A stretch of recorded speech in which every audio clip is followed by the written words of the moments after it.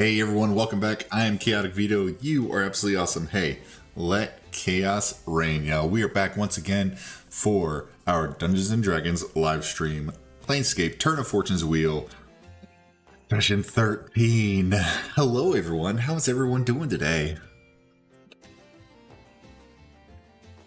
Ah! Someone just screamed at me. Nameless Orange, awesome. Thank you for that channel point.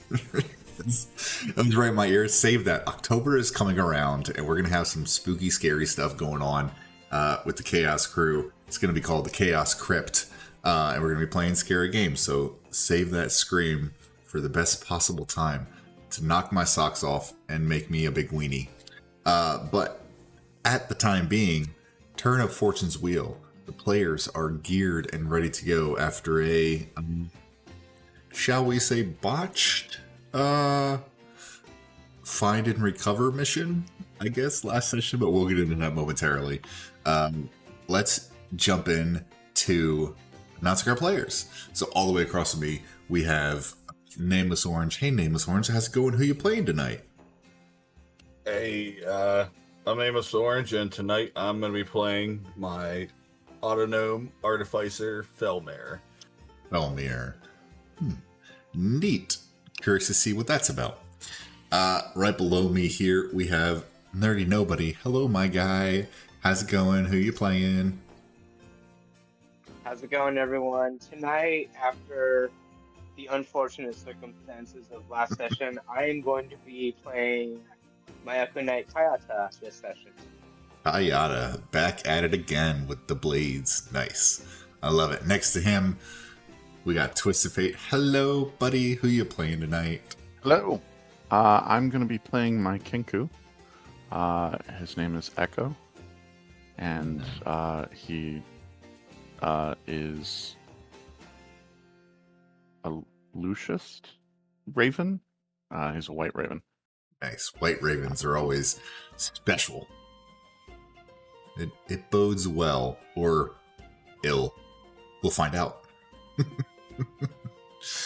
Perfect. Next to him is Prof. Hey, my guy. How's it going? Who you playing tonight?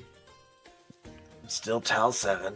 I wasn't here last time, so I... And unfortunately, I've been brought the flu, so my voice is grainy and I am congested. Can Warforges get the flu? Is there It was a... downloaded. I've been on wrong websites. Right. It's Got a computer malware. virus. Malware. Yeah. All right, so now that we've introduced everyone, besides myself, I'm Chaotic Vito. You know me. I am going to be your humble DM for this evening of Session 13, Turn of Fortune's Wheel. Last time we sat around this virtual tabletop, the party met with Artemis, an individual, a member of the Council of Order inside of Automata, and he offered the party the ability to go to the portal gate of Automata that leads to Mechanus, so they can gain information on the Mimir that they have, so they can try to find the Rogue Modrone Rome. He was like, hey guys, I'll let you get close enough and I'll give you passage if you do this one little simple tiny task for me. And he mentioned that a member of the Council of Anarchy named Beltha had stolen a logbook from the Concordant Express, which is a train that travels all across Automata into Mechanus and throughout, carrying supplies, passengers. It's like their main thoroughfare of transport. And they went after him. They went after them, Beltha, to try to return the logbook. The party traveled to the Inverse, which is the upside down of Automata, which is where the Council of Anarchy reigns supreme. They found Beltha, along with Beltha's red slad underling, and a bunch of machinery parts inside Beltha's lair. They fought, they talked, they agreed on some terms, they went back on some terms, and everything kind of went, lack of a different term tits up. The party kind of got killed off. They were unable to retrieve the logbook and kill or take Beltha under their imprisonment. Take her back, bring her back to Artemis. So half the party, most of the party, was glitched away. Tal 7 finds himself waking up inside the Divine Machine. Let me get you all over there to the Divine Machine, where we will begin session 13 of Turn of Fortune's Wheel.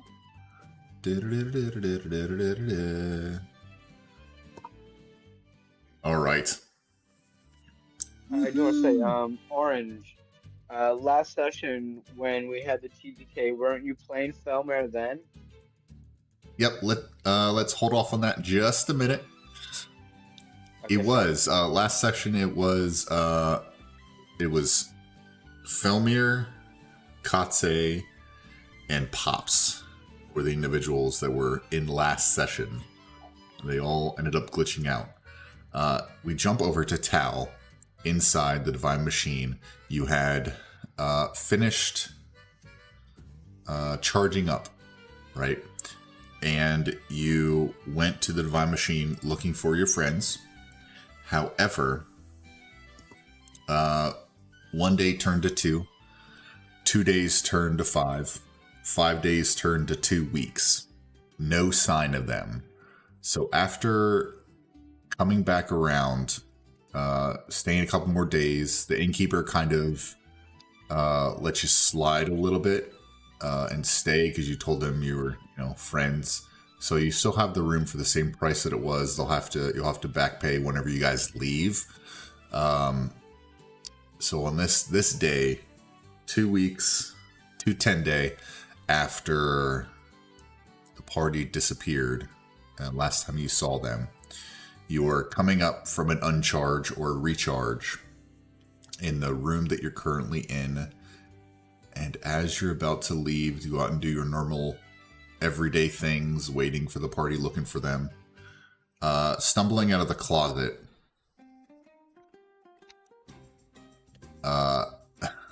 you hear a rumble in the closet, and out falls a Kenku, a human, and Felmir with Mary Poppins. Huh. This is the most intense game of hide and seek I've ever played. Felmare.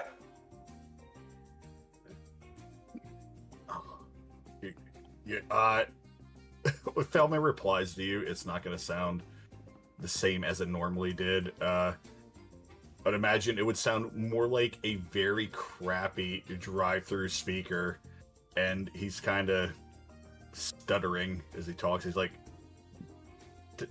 Tal, Tal, Tal, Tal. He's just kind of repeating himself. Oh no. And he looks very bad. He looks a lot worse than the last time you've seen him. We need to get some oil. Lots and lots of oil. And Although we got a Kinku. And I think I almost recognize someone. Do I recognize? You should recognize Kayata as well. I recognize Kayata. But I knew he died, so I'm going to make assumptions on the cycle because he willed it. The Kinku is rummaging through his bag. What do they see when they look at the Kenkus? No one's met this Kenku before. You all kind of just fell out of this cabinet that was a TARDIS, apparently. You see a 5-foot white raven-esque Kinku who is nervously cocking his head to the side and rummaging through his backpack at the moment with his back turned to you guys. You see a couple daggers on him and a cloak. He'll produce a flask of oil, stand up, and go. I thought I had something, and he'll hand it to Tal, and he will say that he is Echo. Head still kind of popping around a little bit.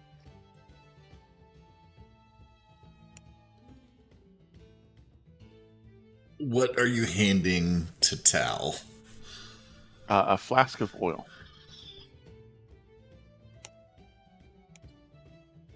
I can't do the voice today. You are perfectly Can't fine. go. Oh, I can't go. Oh my. Oh my. Book readers, our book readers are very excited right now.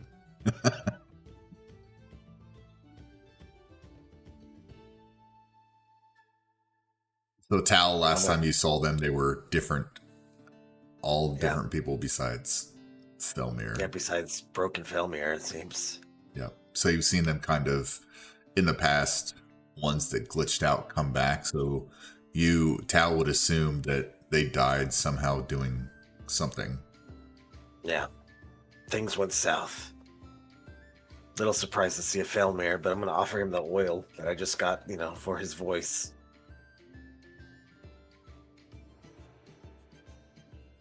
Are you just handing it to me, or are you just like dumping it on me? Oh, jeez. I think I'm going to hand it. I'm not going to dump it.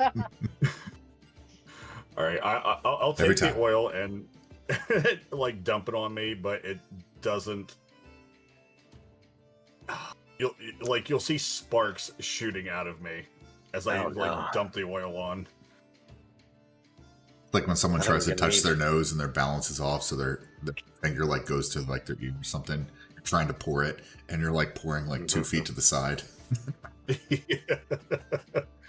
Oh, it's a little broken. It's Felmir, it seems that you've never glitched before. And in this location that's surrounded by mechanisms and balance and order, your autognome body, for whatever reason, is not doing too well with this glitch issue that you have.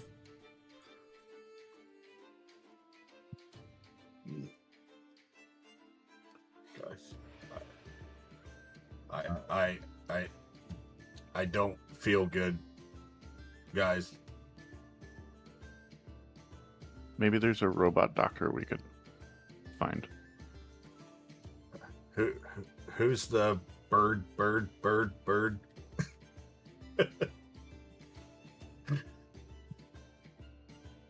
In the same kind of innocent first introduction voice, you'll hear, "I'm Echo." Guy just kind of looking. He's like, "Shit, this isn't good." You'll just hear Felmer go, "Echo, echo, echo, echo." I'll start parroting it back in the same with Echo Lolly. I will just get fixated on the one word and We just Oh, continue no. to echo each other for like 2 hours. Oh my gosh, what is that? I'm breaking character here. What is that When movie? they start mimicking each other, kind of put his hands on his ears, like, "Oh God, don't let this last much longer." Just about that time, you hear a shh of a piece of paper sliding under the door to your room. A folded up letter.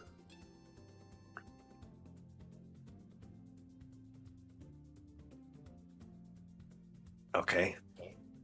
I'm worried. At this point, are Felma and Echo done with their back and forth? It was I'll amped let them out. echo. Let him echo. It's a big cavern. There's a lot of echoing going on. It's a tiny Because they're room. still doing the back and forth. Echo kind of will have his hands over his ears, so he won't hear the letter. You won't hear the letter. Well, He Tal will won't hear grab the letter. being slid under. Okay, so the letter. Let me show to y'all.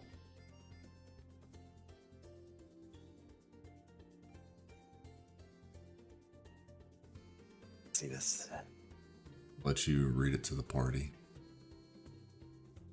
When you receive the stolen Concordant Express logbook and fortune permit, apprehend the anarchist known as Belfa, you are to proceed without delay to Concord Terminus, the principal depot of the Express within Automata. Present yourselves to Register Magistrate Jorvan Kyle? Kyle? That doesn't matter.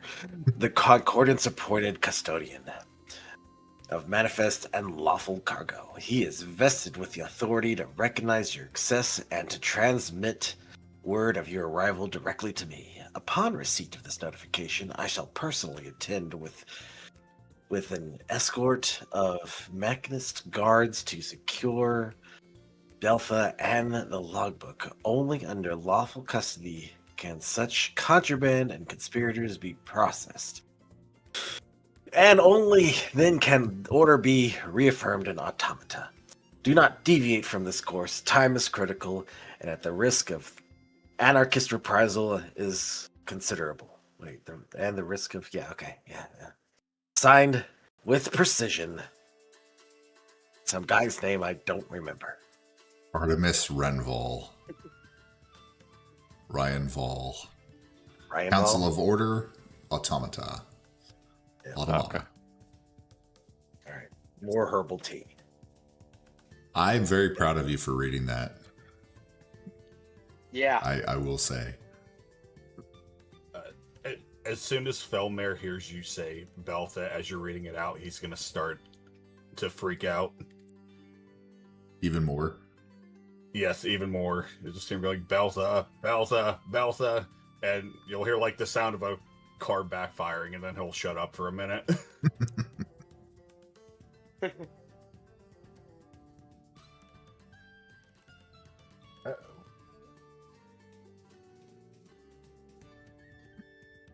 I don't know. So like, is he gonna blow up?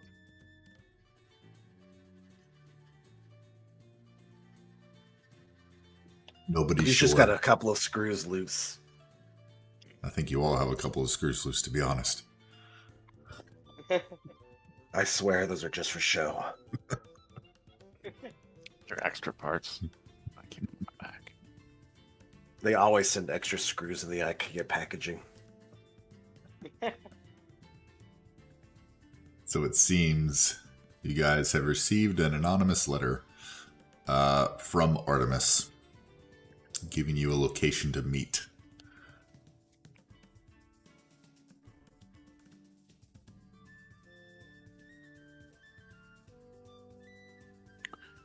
Perfect. So you suppose we go, guys? You gonna be okay, Felmare? You wanna let's hit this one out? Must kill Beltha. Must kill Beltha. Jeez. I think you Read have the- access for Mary Poppins, right? Yep. She's Okay. ready to go. Sweet. I'll walk to the door and then step sideways.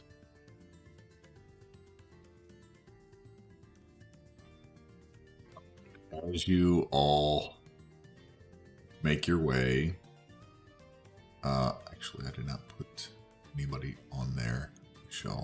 I shall fix that momentarily. On the way out, Yeah. I suppose that there would be like a clearing of throats to Tal, being the owner of the room. How much was the rooms? You said 2 silver each or 1 silver each? Let me look. Al definitely doesn't remember. 4 silver I'll per pay. room. 4 silver per room per day. Yep. And it was 210 day. So math.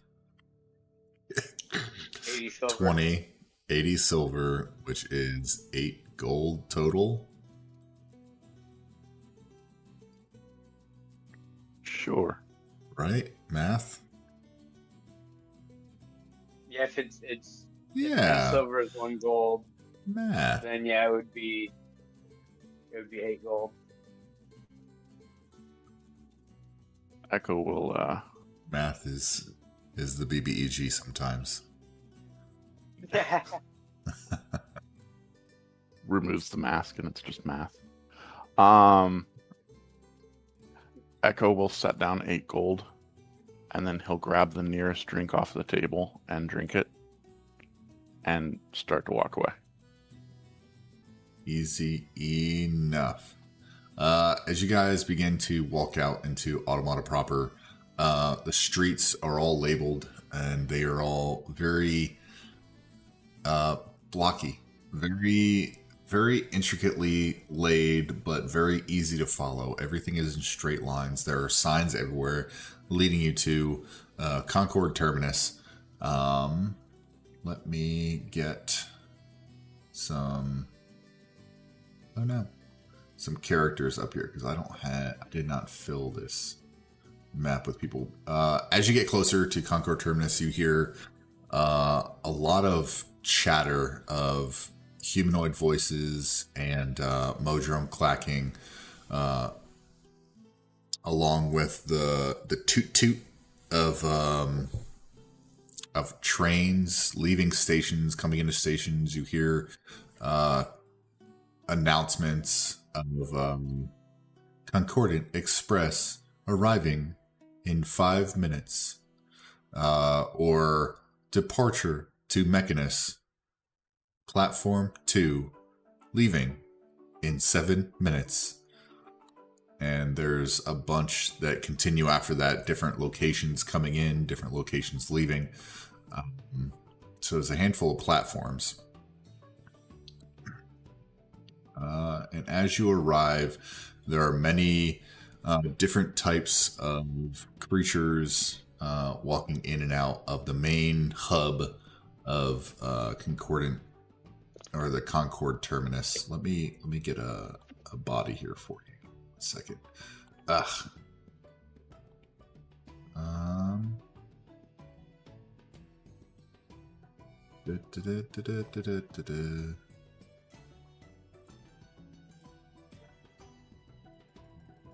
There we go. We'll just use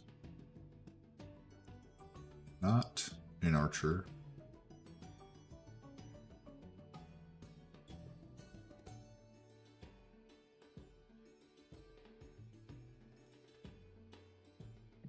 There we go. Okay. Picture there's a bunch of different tokens around everywhere. Let me... and you notice there is one individual kind of going in and out of the crowd. That is kind of checking on status of passes or train tickets, directing other officials to certain areas of the Concordant Express. And that could possibly be the individual you're looking for.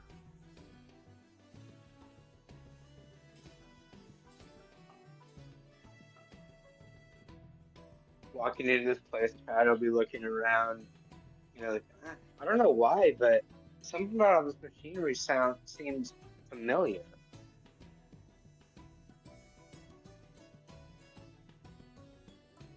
Seems familiar.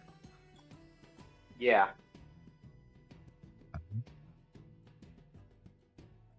Okay. I'm missing a towel. Or am I underneath someone?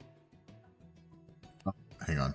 Let me get you back out there. I thought I copied. Oh, that's right. I copied and pasted the other ones to get where you were. Let me put Tal next to everybody. There we go. That should be everybody. I exist. I exist. Let's not get alone, Kaita. You'll see Echo head cocking back different directions and everything. I'm just gonna pay special attention and to my surroundings and try to listen to any conversations as I walk by. Okay. I'm just kind of autopilot following everyone else, but I'm paying attention to my surroundings. as you guys are heading over, if y'all are so the individual you're looking for, that you saw moving in and out, is wearing a very regal green, like kind of not really smoking jacket, but it's a long sleeve, very nice threads, puffy. What are they called? The puffies, not ascots, but I forget what they're called. Anyway, round his neck, a little bit darker skin, very short cropped hair. And you hear someone else, as he's ordering people, they say, yes, right away, magistrar. No, magistrate, registrar. Yeah, right away, registrar. So this might be the person that you're looking for. And that cat will look around like, wait, that sounds familiar. Isn't that the person from the letter?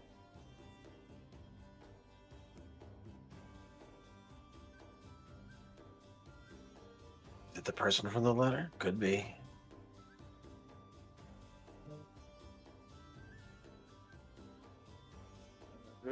Who's the one who has the letter? I think it was Tal. Try to look at something. So you think we should go, I guess, introduce ourselves? I would assume we should.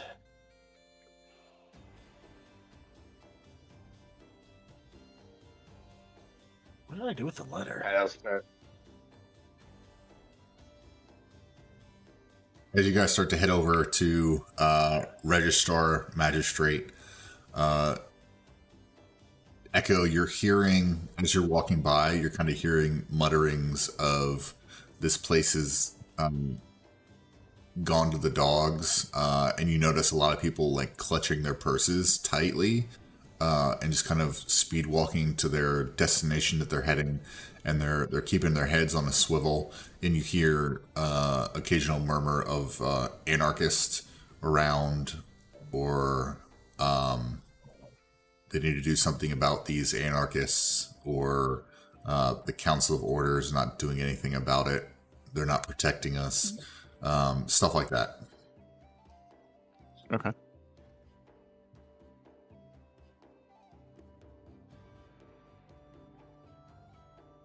Hayata, you're going up to the individual that's been yelling at people. Is he the registrar or the one we got the letter from?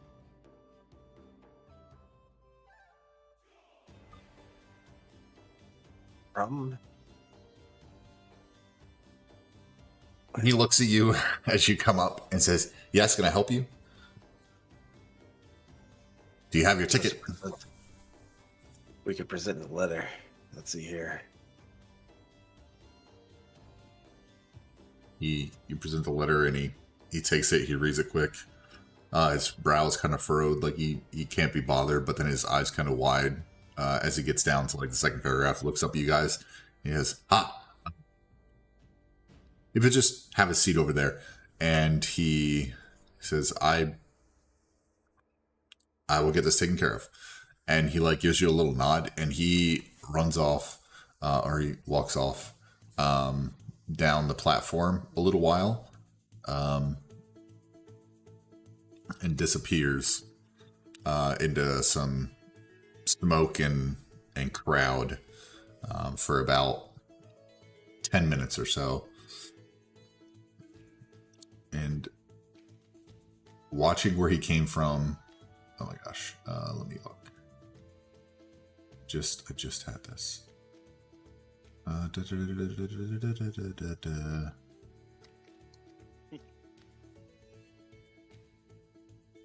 Where is it?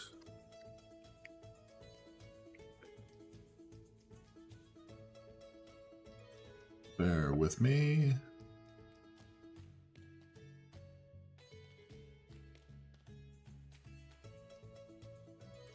Where the hell?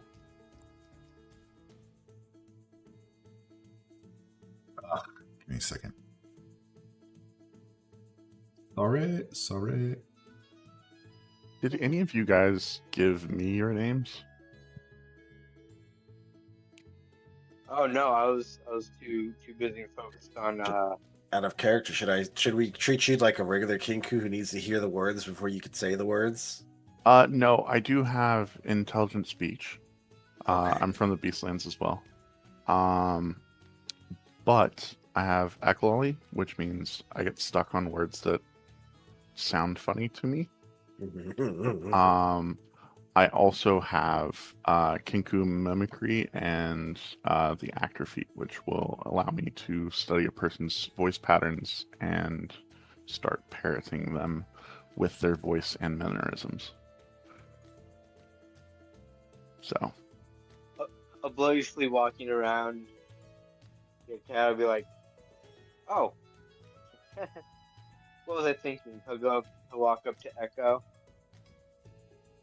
Starting to introduce myself earlier, I was a little busy trying to drown out the noise. He'll reach out his hand and say, "I'm Kayate." I kind of cock my head looking at your hand for a second and then shake it. Nice to meet you, Echo. I'll start excitedly hopping. It's kind of like a skip. I don't know if you guys have seen a raven hop, but Yep. body kind Yeah. of shifts from one foot to another. I can walk Nice. fine, but you can tell that I'm excited. Maybe. Kind of like scratch his head a little bit. That's kind of funny. I've never been the best with animals, especially the birds.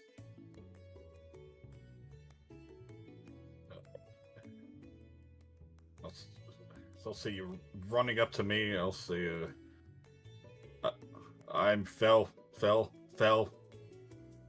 there. And I'll hold my arm out to you. Hi, I'm Echo.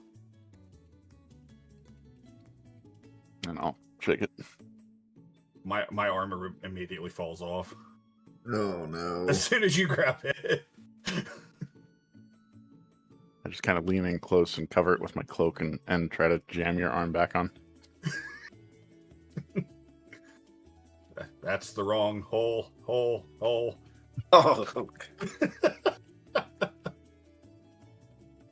Oh man. Speaking of the wrong hole, coming out a hole in the crowd, walking swiftly and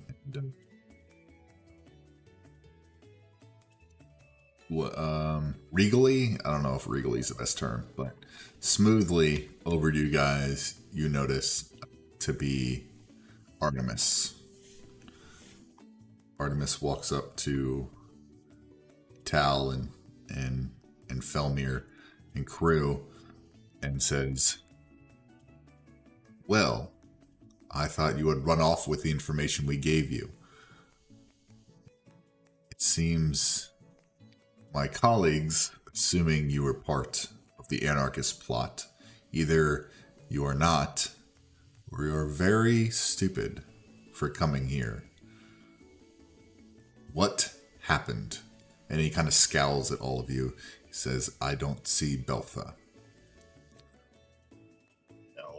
Beltha. I'll put my hand over his face. Beltha. It's a speaker, so it's not going to muffle at all. But Kind of be like, "Hey, I may be foolish, but I'm not stupid. I just really don't know what happened." I'm sorry, I don't know who you are.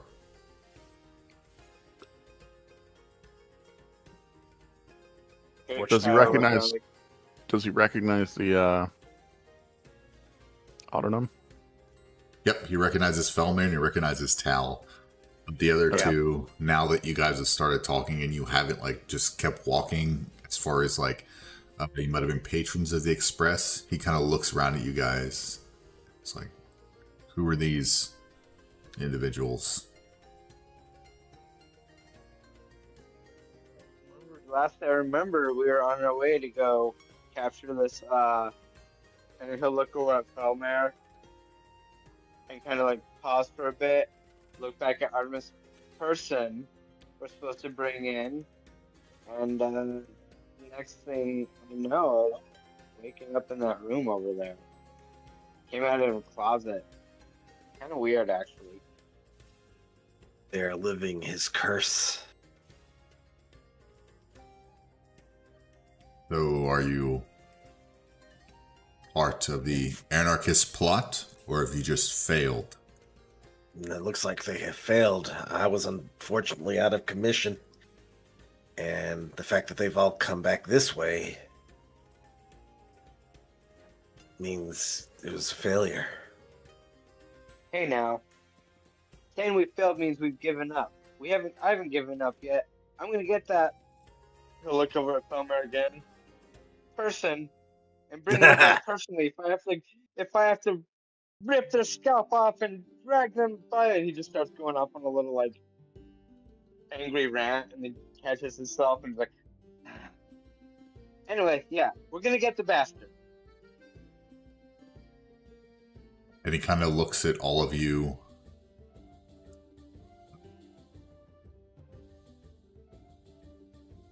Hayata and Tao, can I have you both roll persuasion, please? Persuade. Yeah. Yes.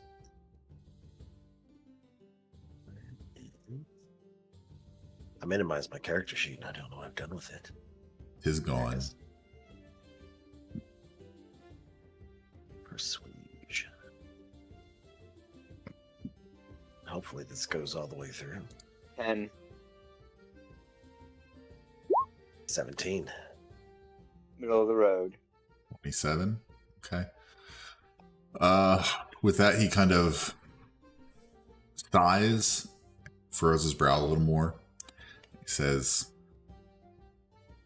I assume if you were part of this anarchist plot, you would not have come here. Very well. And he looks at you all, clears his throat, and he says, well, you recall the Concordant Express logbook. The one Beltha pried from our custody. You were tasked to retrieve it. You did not. And in your wake, well, your absence, Beltha put it to its intended use. With the manifests and passenger records within, the anarchists traced the movements of one Heron Lifegiver, a wizard of erratic genius, once under my supervision. They found him, and they took him. And he sighs once more and he says, this failure compounds. Heron's research into soul-binding matrices is perilous. In anarchist hands, it could mean a legion of unwilling constructs.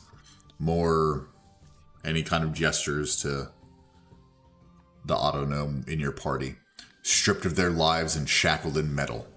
Such a prospect I will not allow. Thus, and he claps his hands together, your task is redoubled. You will undo the consequences of your failures. You will recover Heron from the Council of Anarchy and return him to me. Do this, and you will have the Order's patronage and the original money you were promised. I didn't want to pay you, but the Council insisted to offer still. Refuse, and, well, the anarchists will soon make refusal irrelevant for all of Automata. Let me put the name in the chat.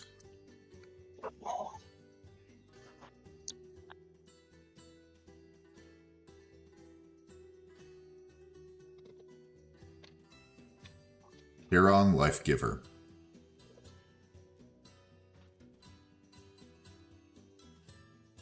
It has been 2 days since we last spoke, and in that time, Anarchy has run abound on the service of Automata. The timings of shipments have been off. People have gone missing. Destruction of property. It's falling, and he gestures to everything around him, as you can see, into chaos, which is not the way of Automata, and the Council of Order will not abide.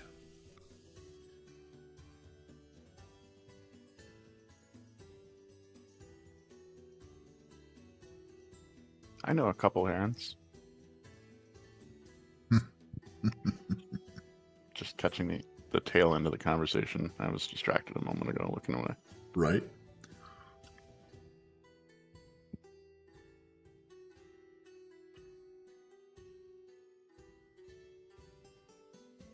So, Oh. will you undertake fixing your failure? Oh yeah, it's personal. We can give them an ass beating. Let's just say that. I think the most important part is retrieving Heron. His work is in the hands of the anarchists.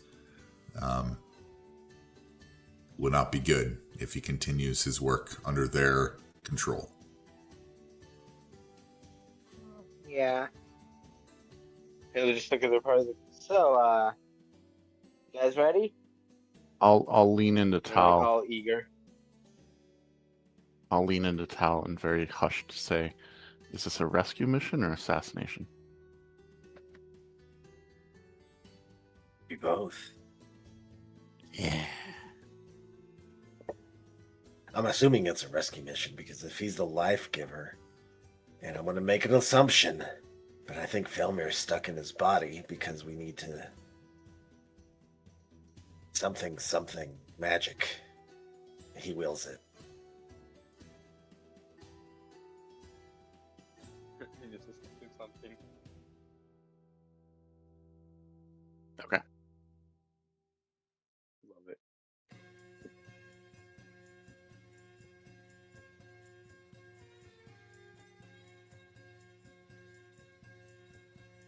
Anarchy reigns. Not a good thing here in Automata, unless you want it Not to at be. all. It's completely up to you all. Chaos. Are the train schedules kind of skewy too? Looking up, you do see a lot of flickering and rotating of times. You would assume in a location like this, everything is on time by the second. But time, you notice that the flickering of each row of departure time and arrival times keep changing. So there's like a steady click, click, click, click, click, click, click of like time shifting. And it seems like everything's Okay. kind of out of whack. Yep. Okay. Good catch.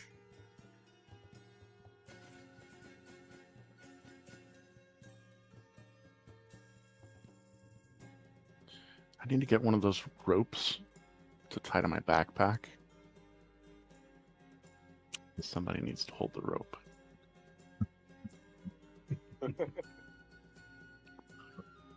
This idea intrigues me. Okay, so we're gonna rescue a guy. Yes. Do we get to kill the Belfa? I'll start saying Belfa in broken robot. The mimicry is In- uncanny. Yeah, in Felmer's voice. They didn't say we can't kill Belfa. Yeah, just like scratch his head, like, it's starting again. Yeah, we're gonna pound him into the ground, Felmer. I'll even let you deal the finishing blow. Echo, did you know trains go choo choo?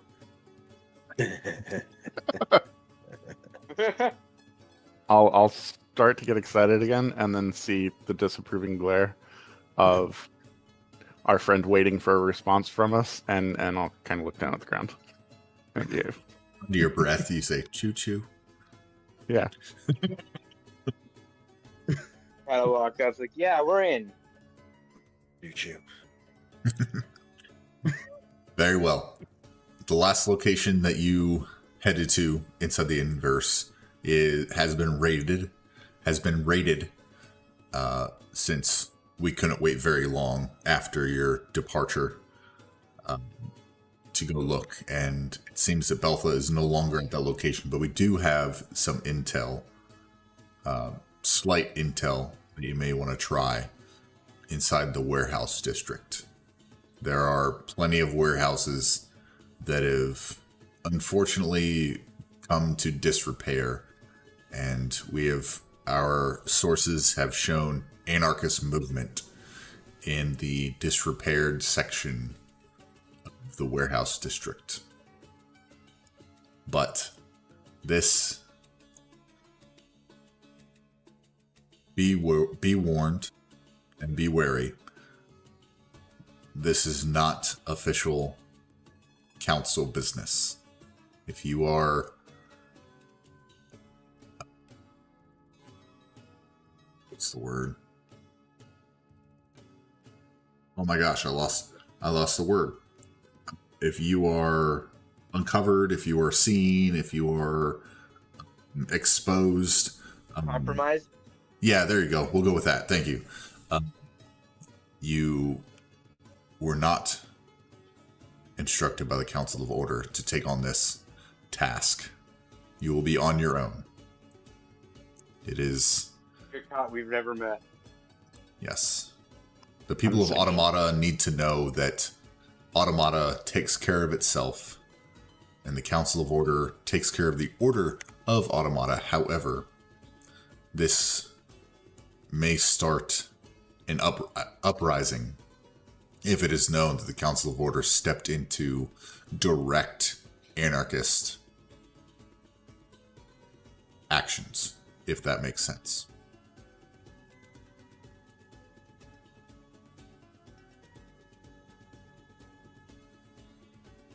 Unsanctioned. Got it. Yes. Very much so. A 3RD party.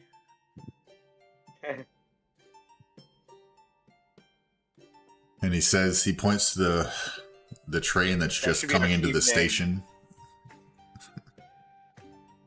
He points to the train just coming into the station, and he points to the departures and the arrivals, and he says, I believe if you ride the Concord Express through several stops, it will take you to the warehouse district.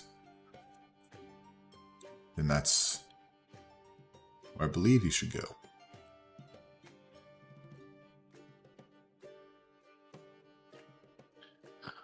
Sounds good to me. I'll kind of step forward. Is there any additional information that you're withholding in the interest of us being successful?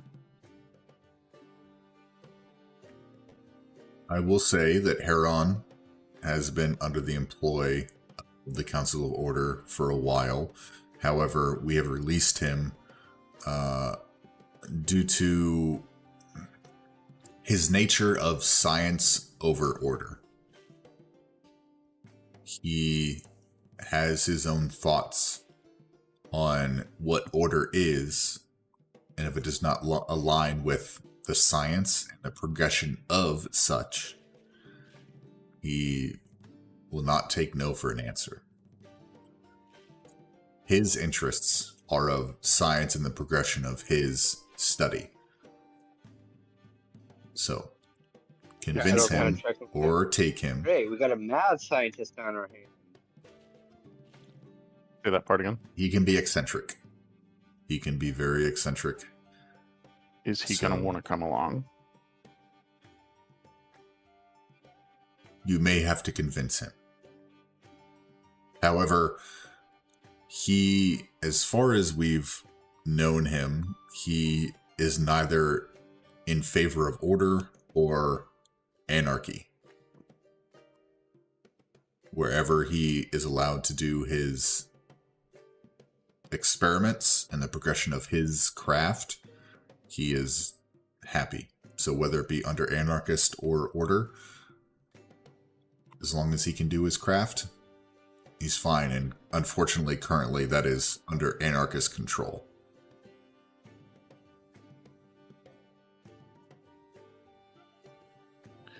And when you said that we'll still get paid, How Yes. much 2,000 gold.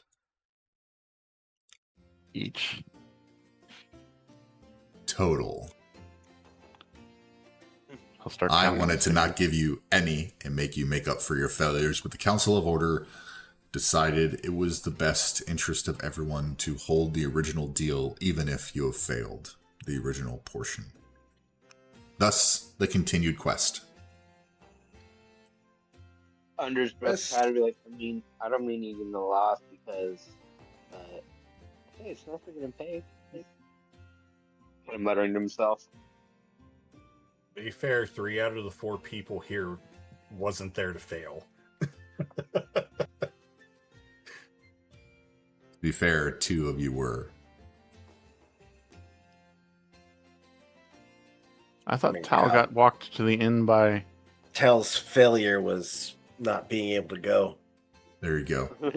Because y'all were in the room, we'll say that, when you were Yeah. given the quest.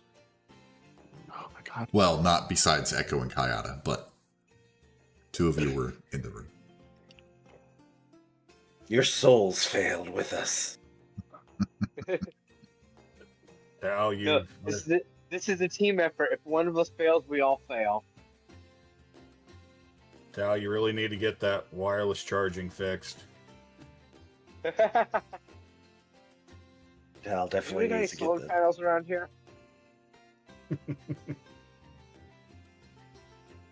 What did you say? Okay, so y'all ready to take off? Do you have any more questions for Artemis? I do not.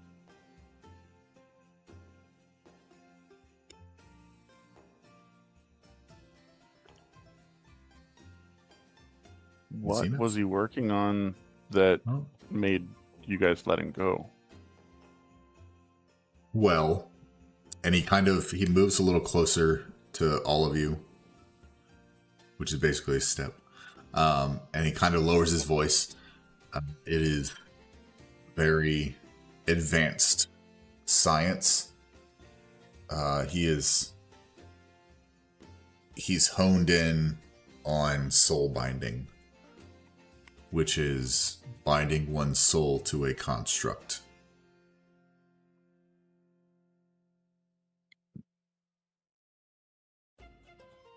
It was once originally crafted in the anarchists' ranks with, I don't recall his name, a scientist that they had that no longer is around. Maybe he's a construct now.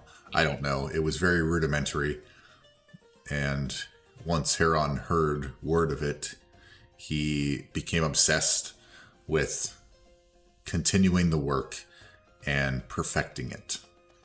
And once we realized that the soul binding procedure in science could possibly fall into the wrong hands, we immediately halted his progression and study of the subject.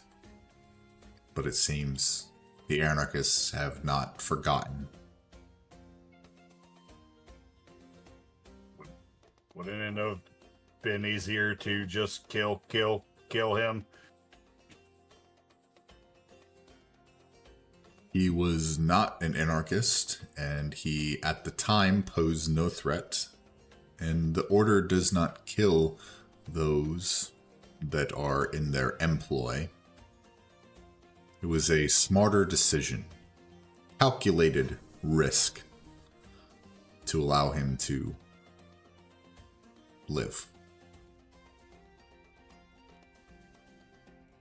Calculations may have been off slightly. Would you be able to find him employment if you were able to come back with us? Yes, actually, we will re-employ him and we will find work for him. That will go a long way in persuading him to come along, I'm sure. It will. It seems that allowing him to be on his own may not have been the best decision. So keeping him in our employ, returning him to our employ, may be the smartest and more logical decision. Still talking to him, I'll get fixated on another robot walking by and turn my head around, looking away. I'm ready to go.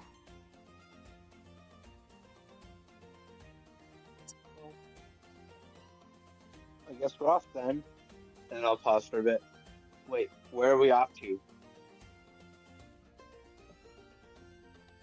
We're getting on the train. Oh, yeah, that's right. Choo choo. Where? Choo choo. Getting off. What's that? Where are we getting off? You had mentioned the warehouse district. Oh, yeah. That made me think of District 13. Okay. Mm. Yep. Yeah.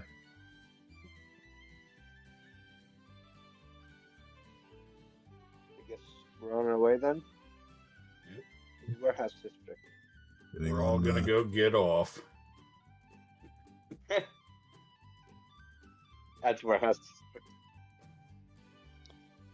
Okay. Do we have any Perfect. silver bullets for the warehouse? Ha. Ha, ha. All right. As you guys climb aboard the Concordant Express, you hear the loud choo choo as the train departs the station. And in the car that you're in, there's not many people for the next stop or two.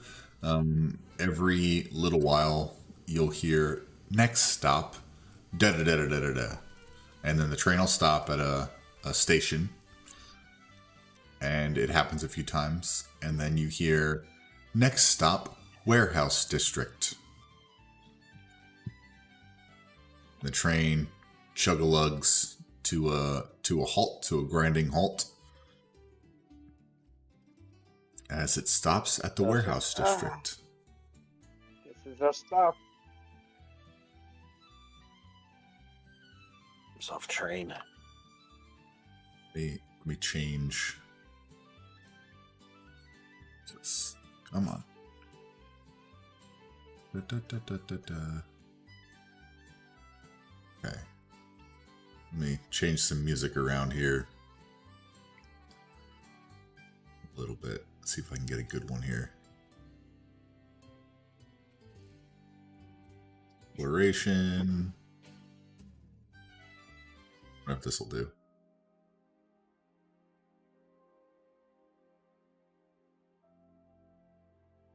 Maybe the next. That'll do. That'll do just nicely. Okay. As you all exit, it's a small. It's not the platform or the this station is not as big as the others. However, when you get off, you notice just on the other side of the street is a large, like fenced area that stretches to the left, to the right, and further away from you, fairly decently far. You see steam rising. You hear steam hisses from brass valves as you step into Automata's warehouse district. The air smells of hot oil and soot, and the ground trembles faintly with the passage of the Concordant Express as it leaves the station on the rails. Rows of warehouses stretch in perfect grids, their walls of polished iron and stone inlaid with glowing runes. Workers march in tight formation, carting crates stamped with the sigils of Mechanus and the Council of Order. Every door is guarded, every ledger sealed, every voice clipped and precise. As you all are beginning to make your... Are you all trying to make your way... So what he had said was... it would be like in the abandoned portions, the back portions all the way in the back. of the warehouse district. That would be the unused locations, the ones that they shifted work out of, all the dilapidated warehouses, the old ones. Y'all are heading back in that direction. Yeah. Perfect. Can I stealth? When we get out of eyesight of like any other like automaton, I want to like snap my fingers and summon my Echo next to me. Okay. Yep. As we'll do this, as you guys enter and begin to walk,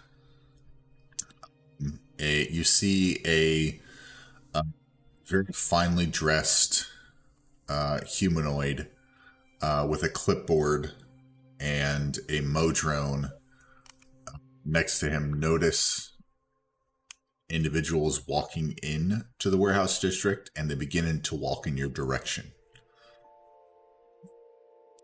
So, Echo, you said you wanted to try to stealth. Does everyone want to do that as well?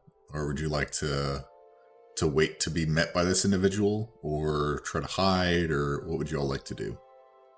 Let's keep walking. Actually, instead of manifesting my Echo, and noticing Echo go to take a stealthy, like try and hide, I'll kind of follow his lead, and assuming he knows, he has like this instinct. So I'm going to try and stealth. Try and stealth.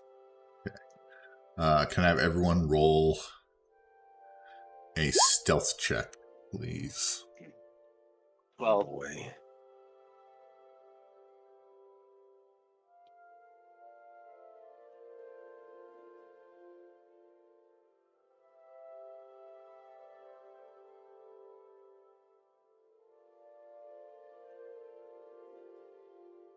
Oh, the other one was a 20.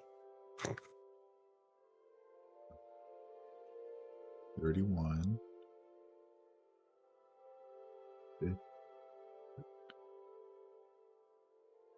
52. 54. Okay.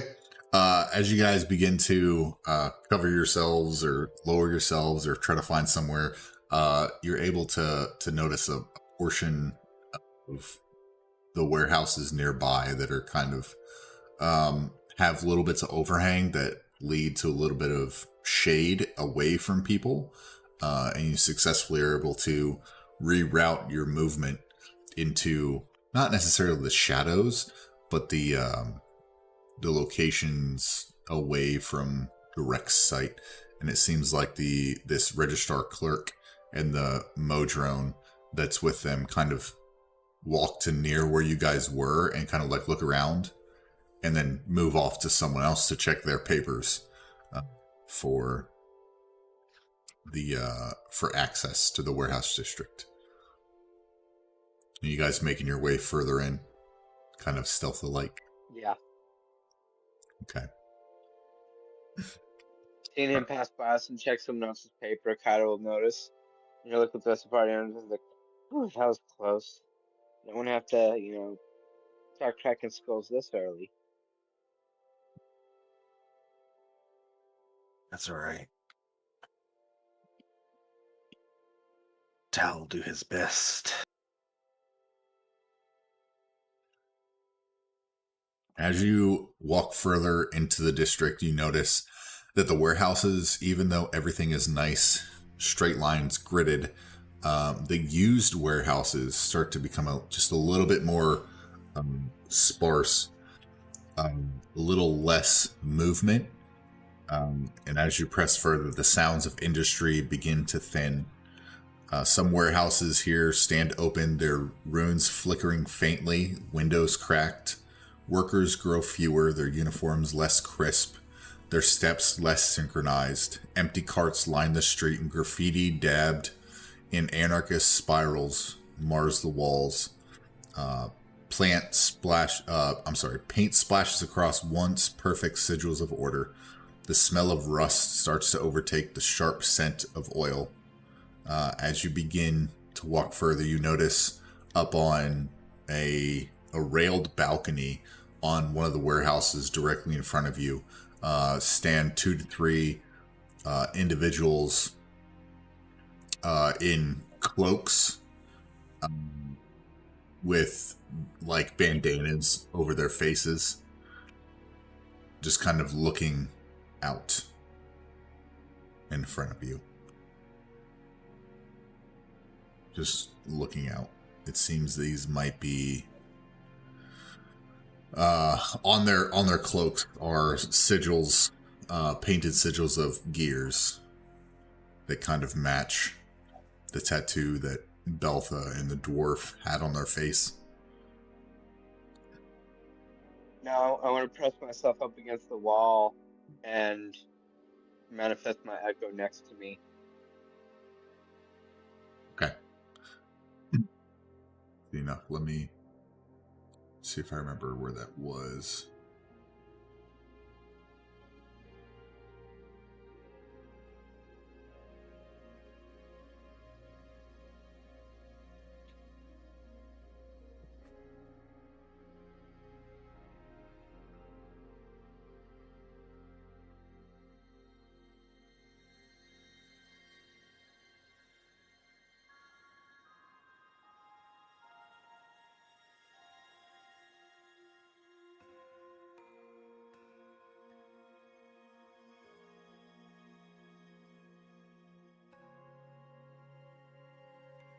Okay, we'll do this for now because I can't find the one. Let me give you control of the echo. Okay. It seems with y'all's stealth check, they do not see you. As you continue on, getting towards the fringe, the abandoned fringe of the warehouse district. Now here the streets narrow, cobblestones buckled where gears beneath the city grind unevenly. The warehouses here are husks, their doors hanging open, walls scorched or collapsing inward. Machinery sits idle and rusting, pipes dripping foul-smelling fluids into the gutters. No workers remain, only the distant clatter of something metal scuttling through the shadows and a faint echo of laughter that seems to come from no one at all. In front of you, you see a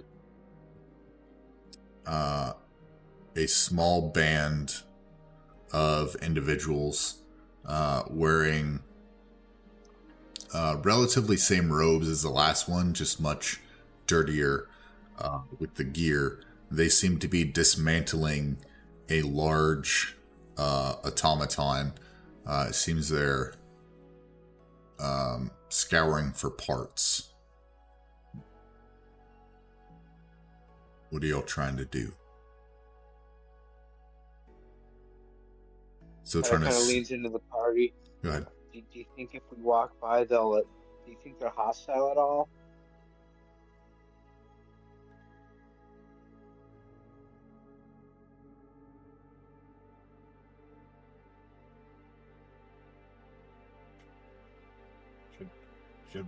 Should we ask?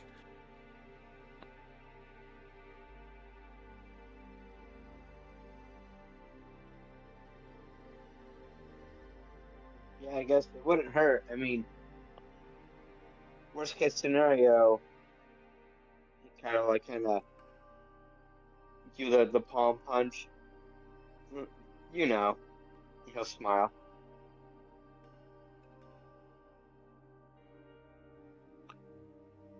So where's it we're trying to get to where we could ask him? Or what we're gonna ask him?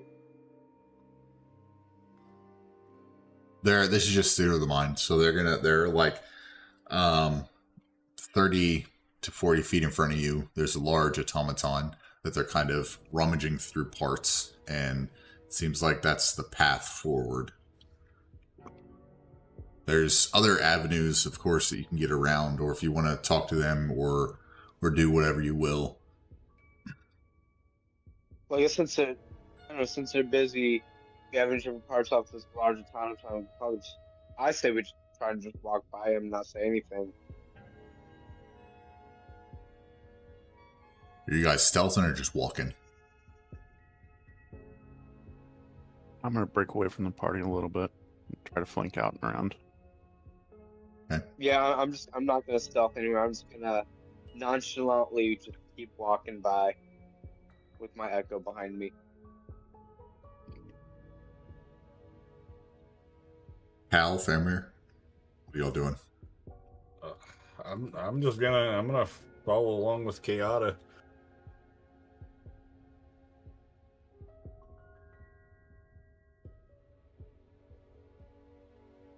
Hal?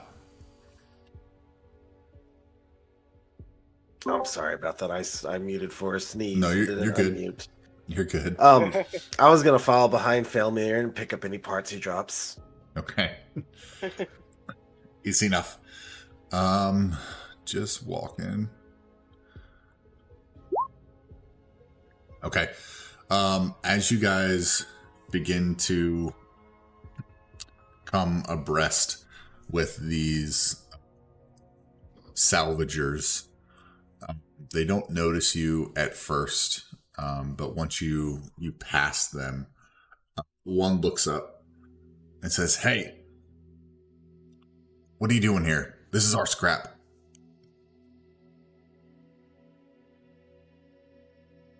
Oh, just going for a stroll.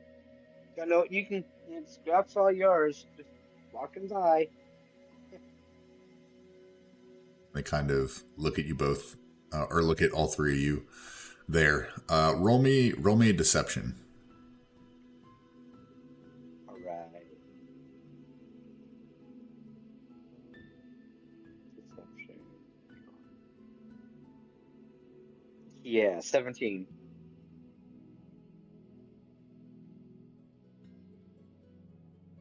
I will tell you, meets it, beats it. That was the DC. Oh. They look at each Yeah. other, they look at you, and they say, all right, keep walking, but don't touch our stuff.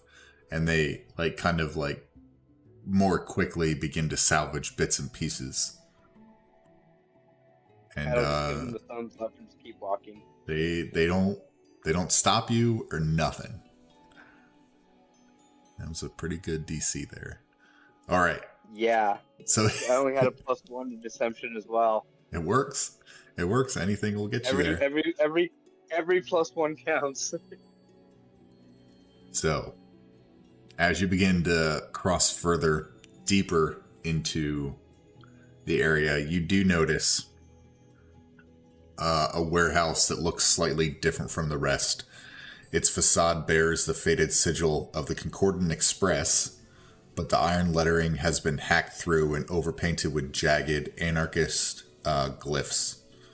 The windows are blackened with soot from within, and one of the great double doors leans crookedly on its hinges. From inside comes a low, rhythmic hum, mechanical but warped, like a heartbeat run through gears. The air here is warmer, heavier, and smells faintly of acid and decay.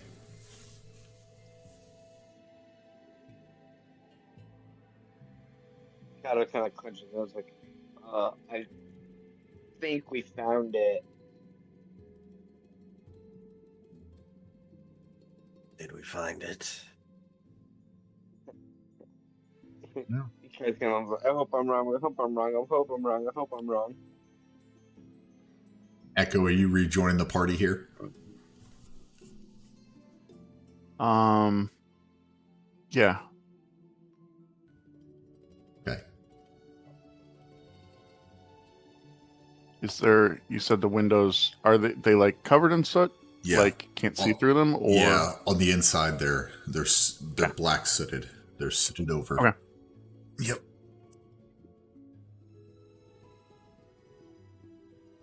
yeah? Then I'll walk up next to the party. Okay. Are you all entering? Let me find this here. We could. We should. Yeah, Okay, give me 1 second. Let me pull I can something take up bait if here. everyone wants. Did the scrappers have any kind of marking or anything on them? They did not. Okay. Nope, they did not. Let me. They're just little guys trying to get by. I have this. Let me get this written down here, or let me get my written down portion. Da, da, da, da, da. Blah, blah. Blah, blah, blah. Here we have that. Oh, we have that.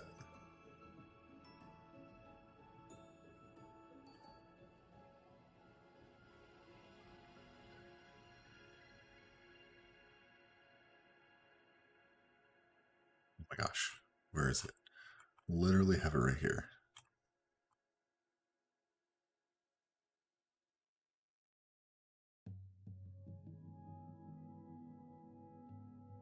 There we go.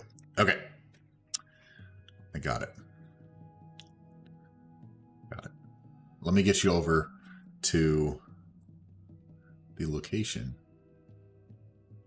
and I will give you a good description of what's going on.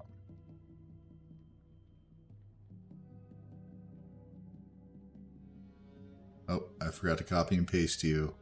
Let me copy. Get you guys over there. Y'all should see a new location. See the location. Let's zoom out. New There we are. location. Okay. Location discovered. Yes. Okay.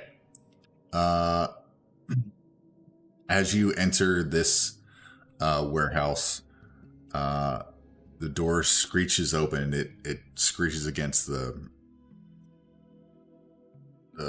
pavement, the floor. We'll say the floor, to reveal a cavernous, smoke-hazed chamber strumming with the pulse of machinery. At its heart, you see a great iron dais that hums with power. Two heavy restraint chairs bolted upon it. In one, you see a gray-haired man lies unconscious, tubes and wires feeding into his body. Opposite him sits a gleaming autonome shell, lifeless, but waiting. Scattered across the chamber, several other autonomes stand frozen in eerie silence, like statues poised to wake. At a workbench to your right here, half-elf wizard-looking individual, wild-eyed and muttering to himself, scrawls frantically across notes and broken parts. Near the central dais stands a familiar face, Beltha. Calm and watchful, her gaze snapping towards you with a knowing smile, as if she's been expecting you. And they say, oh, I just closed it. Says, the failures have returned. I was beginning to think the multiverse had swallowed you whole, but here you are, right on time. Or perhaps fashionably late, depending on how you measure inevitability.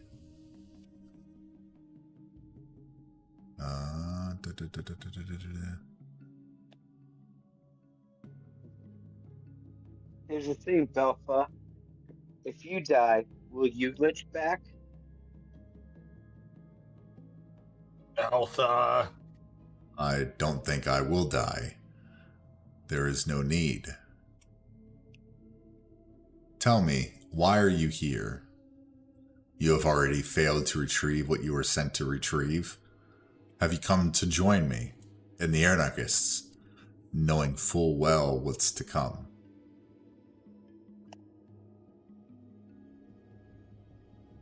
Where are we? Oh, down here. He's overestimating my ability to understand what's to come. Yeah, you guys can walk closer and move your tokens closer if you wish. I just put you there to be there. So while you guys are talking, you can, move where you need to move. My echo will be right next to me as I'm walking. I don't know if I have control of it. Yeah, you should have Yes, I control. do, never mind. Okay. What do we have here?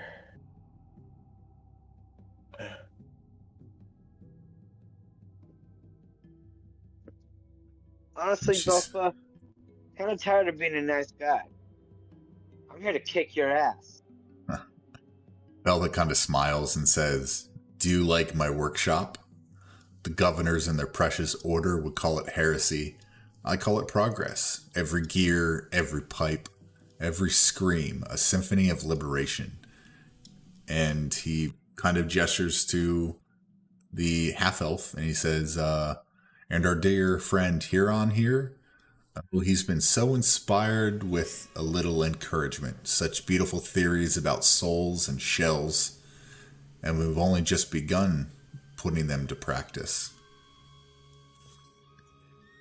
In Thieves' Cant, I'm going to say music to my ears, but kind of coded. You're saying it to Beltha or to yourself, just saying it? To her, yeah. Okay. And she kind of smiles and continues, "Look there," on the dais, and kind of now talking to Echo a little bit more than everyone else. "One tired little body, one waiting machine. Soon the spark will leap and another chain will break. Imagine a city of fleshless citizens, unbound, unstoppable. Order undone, not with fire and blade, but with brilliance and freedom."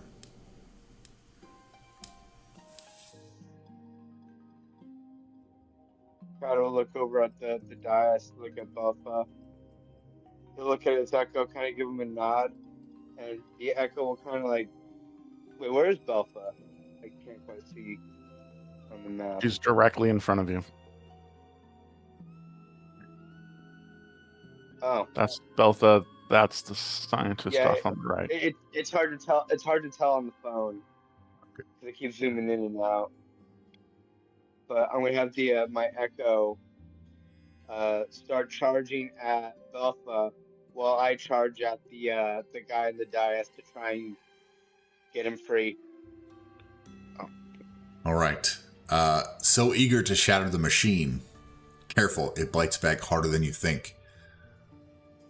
Against the gears, how poetic. Let's see which grinds the other to dust first. And that is where we're going to... I'll let you get an attack in, but then we will roll initiative. What is your echo doing? Hey, just doing a basic longsword slash or scimitar slash.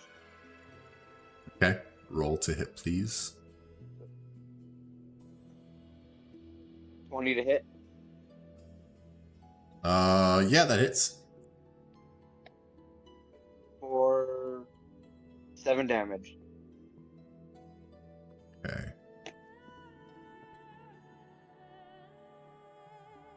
Okay, so let me pull up the initiative tracker.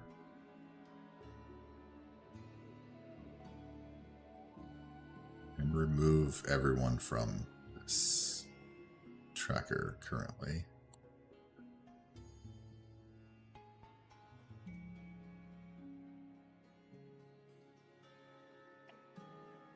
Okay. I rolled an 18. For what? I'm sorry? For initiative? Oh, I got you. Yep. Let me add you to the turn order then. I love that Sentinel Shield for that advantage on initiative because I got a 7 and a 17.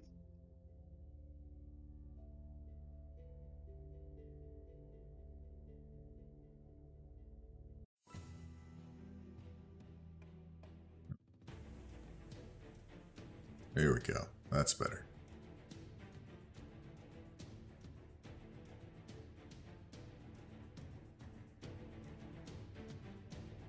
Okay.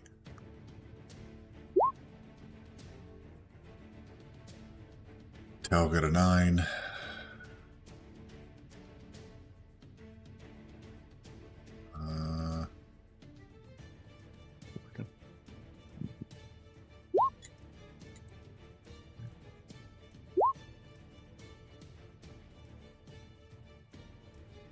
Yeah, not great.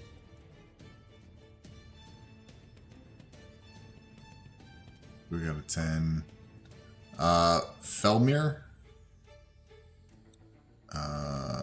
Okay, I see. I see what you did.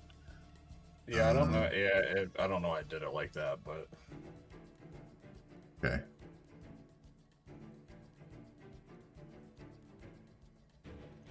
I have a question. Yes. Could I have summoned my pet before coming in? Yeah, sure.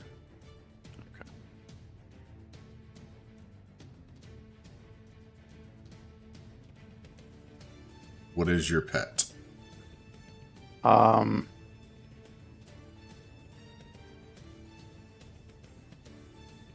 It's gonna be a raven. Okay.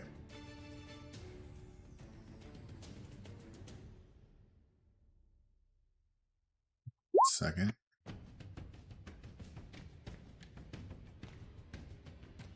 Oh Jesus, that was not chat box friendly. Oh yeah, that's weird.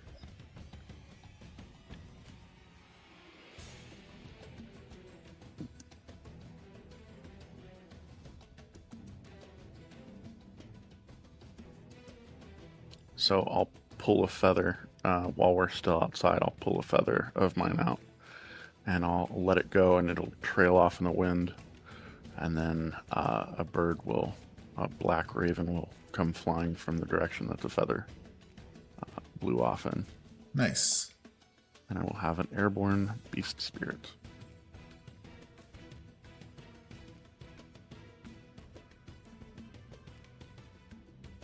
I didn't quite get to my mute button there.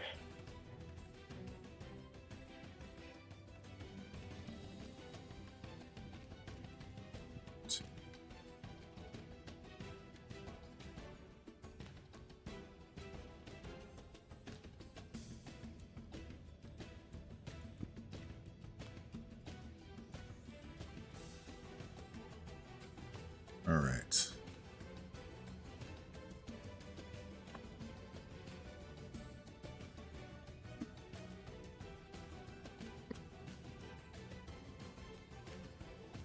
Ow.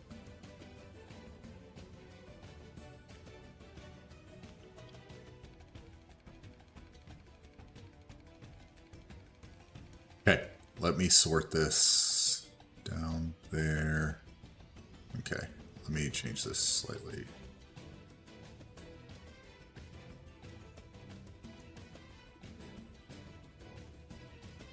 Okay.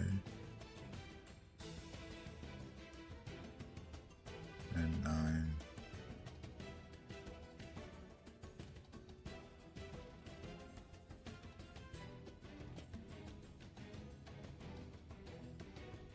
Okay.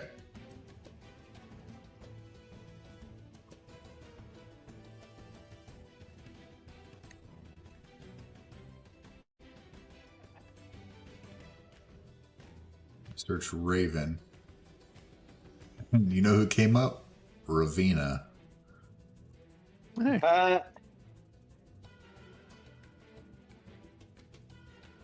That's funny. Let me give you control. CSS.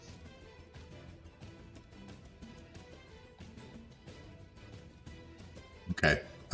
Twisted, you should have access. You should have control over. Let me rotate the Raven here, facing forward. Jesus. I know Got it. it's okay. Yeah, it's a little dark. I didn't think about that. Yeah. Okay. Good. As you further, let me describe a little bit more for you, just so you can see what's a little bit more around you. I didn't quite give you a great... I gave you a decent description, but now that you guys are closer, you see that behind the dais, there's a row of glass canisters that glow eerie red. Each one seems to be filled with a slurry of blood, preserving whole bodies in cold suspension. You see a second row of bluish pods that hum quietly, some empty, some holding limp forms with tubes forced into their mouths. Every so often, you see frost creep across the glass, then melt away into rivulets. You see around you scattered crates and broken machinery, parts all around the periphery of this location. Automaton body parts kind of scattered and ready to be put together. And the air is hot, damp, and oppressive. Every breath you take tastes of rust and ash. And you hear grinding gears, accompanied by muffled thumps, as though bodies are being shunted through unseen pipes. You see an occasional splash next to the cryo chambers. Up to the upper right-hand portion, you see slick pipes that slither into recessed basin choked with clotted gore. You see the churn of liquid, not water, but dark, acidic sludge, where it seems rejected bodies and parts are dumped and dissolved. And there's blood splatters that streak the floor nearby, and the sound of bubbles rising through this thick fluid gives the impression that something beneath the surface is restless. Okay, that's a description of the location. Now, into combat. Alright, so as your echo swings at you, or swings at Beltha, Beltha will kind of chuckle and say, Beltha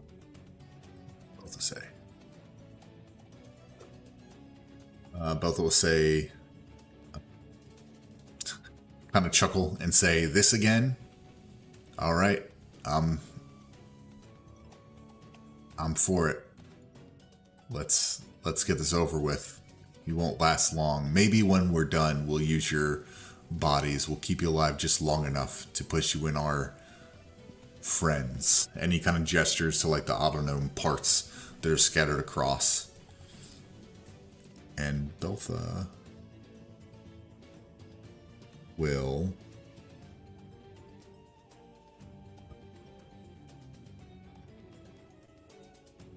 reach forward and make a psi strike, like last session. A glowing blue encasing will surround their hand and extend toward the echo for a 26 to hit. That definitely hits. Okay, so that's going to be... It just whooshes away. It has 1 health. Okay. Okay. And after that first strike, Beltha will move towards Kayada and take one more strike at Kayada. Same size strike as before for a plus 12 to hit. A 12. That misses. Okay. Easy enough. Easy enough. And then Beltha will kind of chuckle and say, "Sometimes you miss, sometimes you don't. Unfortunately for you, this whole experience is a miss." Next up, the autognome standing by some of the blue cryo chambers will... Oh my gosh.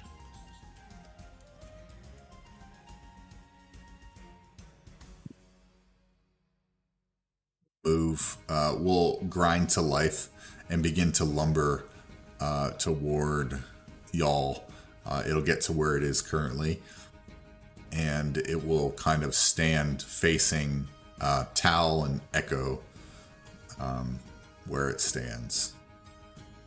Kayata, you are up. Felmir, you are on deck. Alright, I'm gonna try and get this guy free from his restraints if I can. Okay. How are you trying to get the restraints free? Are you like slashing at like cuffs, or so their hands are kind of bound by? Yeah, they're like iron, right? Like Yeah, metal.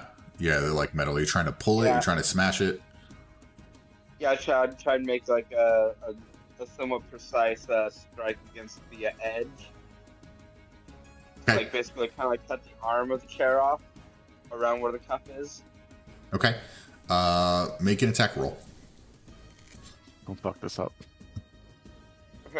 18. 18. Okay. What's the damage? Throw me some damage. 8.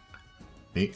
Okay. So your first strike is true, and it there's a seal between the chair and the iron shackle, and you hit it just right, and it looks like you did just enough damage to pop the shackle away from the iron itself on one of the arms. The individual gray-haired guy in the chair is still unconscious, lying there, hasn't reacted to your smashing of the cuff. Is he free though? He still has an arm and 2 legs. Okay. Then I'm gonna use my 2 weapons fighting to try and strike the second cuff in the same manner. Okay. Hey, go ahead. For, 19 to hit, That hits. 5 damage. Okay. That second one, you make good contact, but it seems like not enough damage to actually break the cuff free. After that, kind of be like, shit. He'll look at Belfa, look at the old guy, and he's like, "Don't worry, I'll try and get you out of here." But and he'll turn to Belfa and then kind of like ready his swords, and then I'll end my turn there. Okay, Felmir and Mary Poppins, you are up. Alrighty. Let me see here. Alright, Felmir is gonna move. Well, hold on. Let me, yep, unclick that. We're not moving together. 15,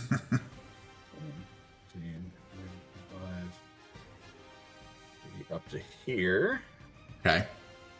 And I'm gonna make a swing at this autognome with my scimitar Okay. for 20. That hits. Yeah.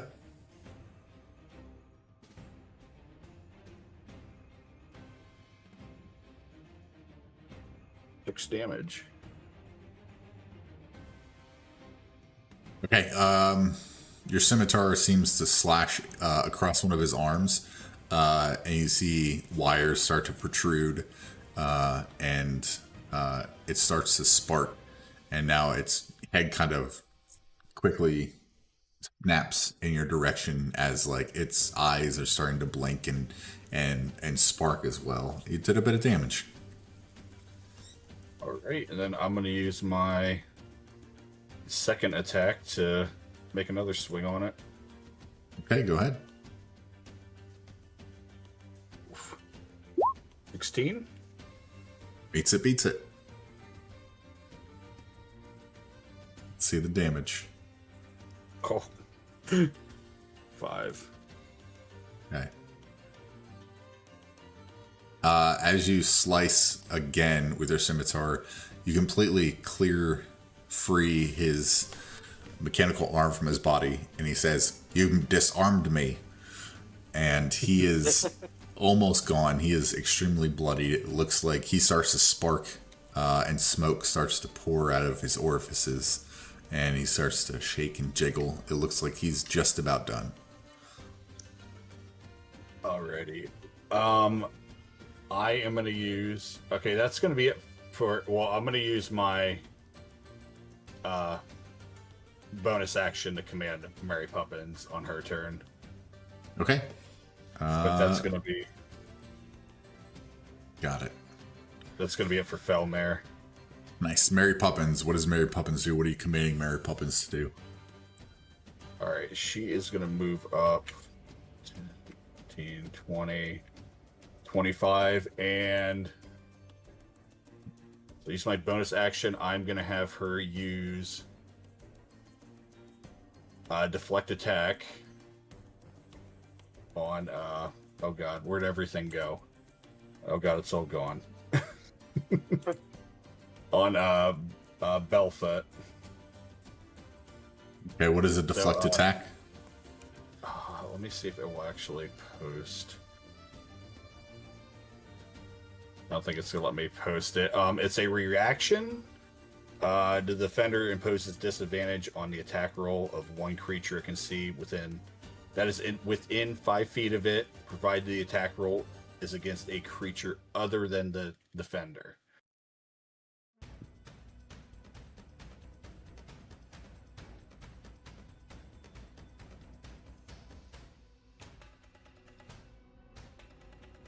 It won't let me. Yeah, it won't let me like post this. No, it's I see what you're looking at. He was within 5 feet, provided the attack roll is against a creature other than the defender. Okay, yep, I got you. So if it attacks a creature that's not the defender, it's disadvantage. Yep. Okay, easy enough. And that's gonna be Mary Poppins' turn. Okay, next you notice that 2 more autognomes begin to walk your way. Hello, brothers.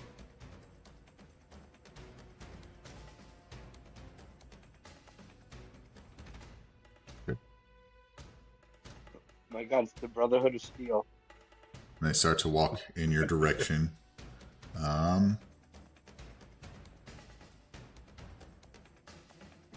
let me see how far this is.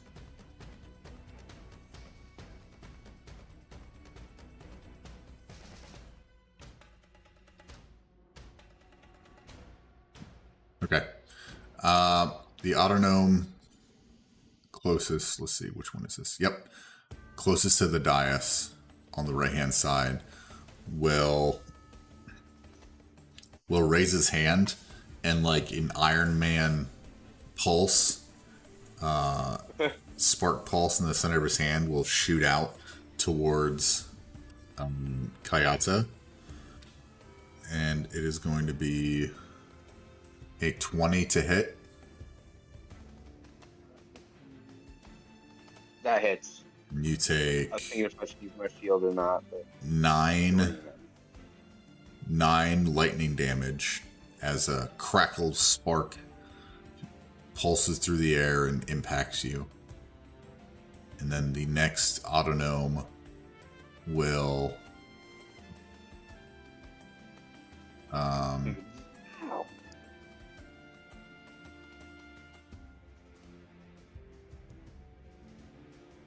send a will raise his hand towards the next gold individual, which would be Tal. And it would raise his hand and shoot out a spark towards Tal for a 10 to hit. Attacking me with lightning? I don't think so. He doesn't know. He doesn't know. And that'll be the end of their turn. Echo, you are up. Tal, you're on deck. Okay. I didn't want to ask this while it might influence people's turns. Yeah. From where I am and the time that I studied the room, I see the dais where she drew everybody's attention, but is there a console or anything?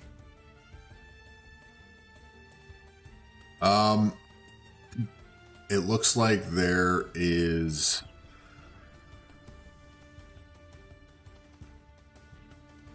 it seems to be all controlled far over where Heron is. But there's Okay. it looks to be, so now that you're a little closer, there are slight controls on the mechanisms themselves, like on the dais, but there's also the majority are over on the workbench, and I guess you can call it control panel over by Heron. So it seems like it's more than a one person job to make it work. Okay. Yeah. Okay. I am going to move my Raven 60 feet. Okay. Actually, I'm going to move him here. Got it. Bucket. Here. There. Got it. And he's going to attack this robot here. Okay. It is currently an inanimate object. Yeah, that's So if you, let's see. I can still attack it, yes? Yeah, you can attack it. Roll to hit from the Is a Raven. D8 plus 6. Maxed it. D8 plus 6. Math. 14. And it gets one more attack. So I'll do this before you do anything. He is completely destroyed and inert. Okay. Yep. And then he's going to fly to here. Attack. And with the other 14, he'll attack this robot. So did you roll to attack?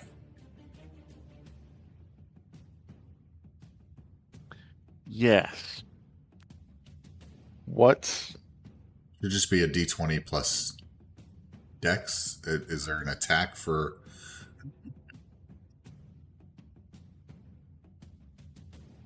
One second. Can I do that? Oh, there we go. You said Dex or That strength? says one. It says 1d20 plus 4. So the Yes. plus, yep, for attacking. So that misses. Okay. Yes. And then Echo will use Zephyr Strike, which is going to be a 7. Zephyr Strike allows me to move like the wind. All movement will not provoke attack of opportunities. Once before the spell ends, I can give myself advantage on one weapon attack on my turn. The attack does an extra D8 force damage, and then whether I hit or miss, my walking speed increases an additional 30 feet until the end of my turn. Okay. So, Wow.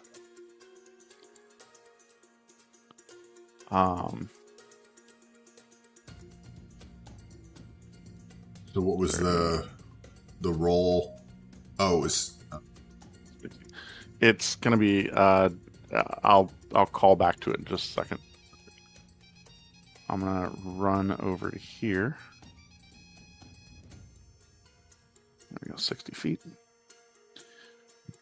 I'm going to pull out 2 daggers from my cloak, and they are going to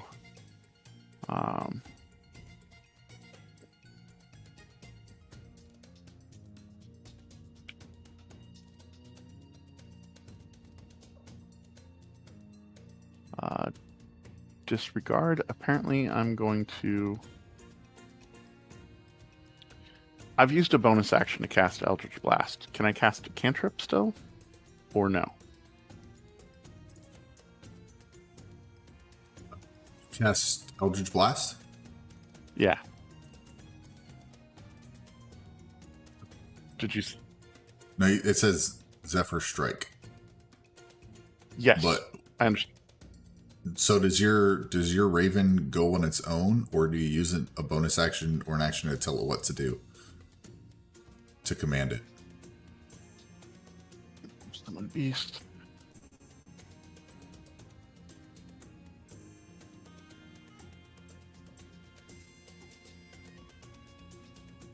In combat, it shares my initiative, but takes its turn immediately after. No action is required by you. Okay. Got it. Let me turn here.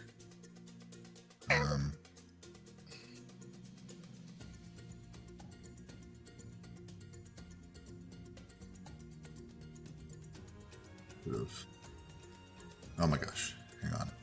Why did that?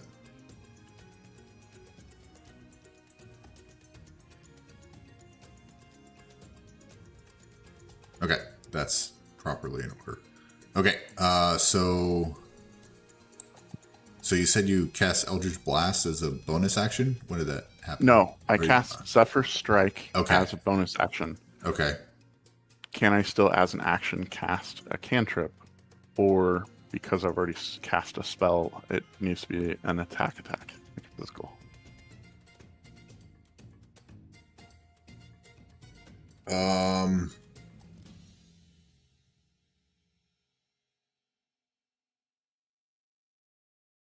Doesn't matter. yeah. For now, we'll just say yeah. Sure. Okay. Yeah, I'll look into it afterward. I can't off the top of my head recall. This is going to be the advantage. 10 to hit, so that's a miss. That does miss. And then the second ray is a nat 20. Nat 20, yo, let's go. So who are you giving your Nat 20 inspiration to?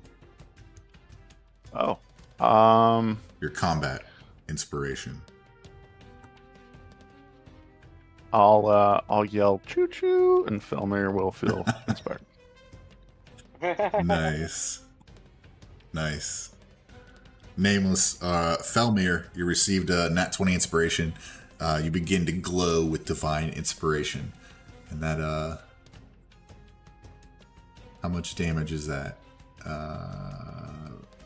It is.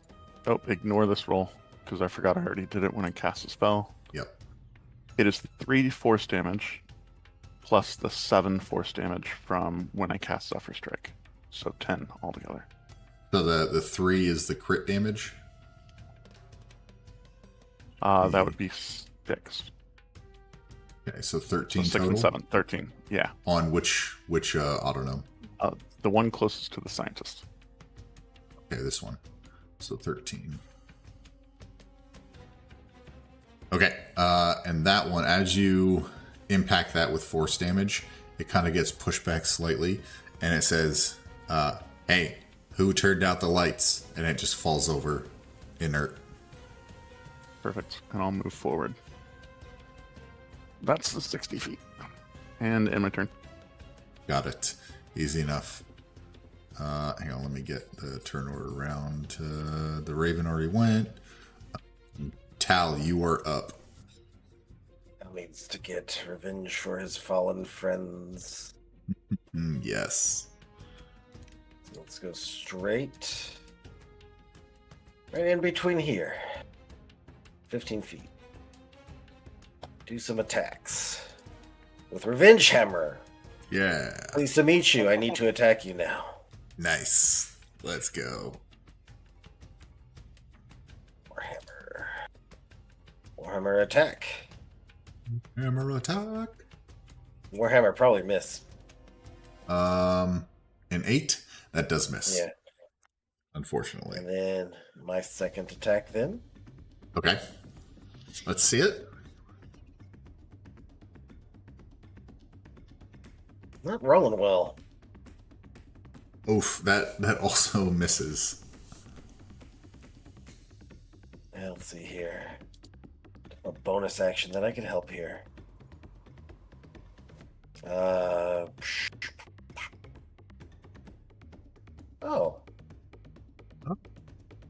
Oh, I got actually something I could do as a bonus action. Nice. I didn't even know that this was a bonus. I should have used this first, but it doesn't matter right now because it wouldn't have made a difference. I'm gonna use Hunter's Mark. Okay. I'm just gonna mark him. Ooh, love Hunter's Mark.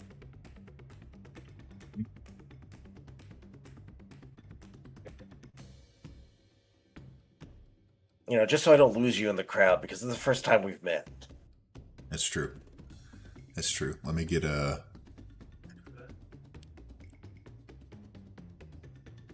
mark on here. There you go. Yeah. Marked. Let me give you the same mark. So it links. There we go. To show that it's Hunter's marked. You're Hunter's Mark. I'm pleased to meet you. Yes. All right. Anything else? Anyone Nothing know else. That's anything? all I could do. Gotcha. Heron, seeing what's going on, is going to exclaim wildly, "Don't hurt the machinery! For the love of Bahamut!" And he's going to run and duck behind the panel. And that's the end of his turn. He has a flux capacitor looking at his image there. Yep. Yeah, he's that was my yep. Dr. Emmett Brown. Yep. All right, so Beltha is back up and around. Let's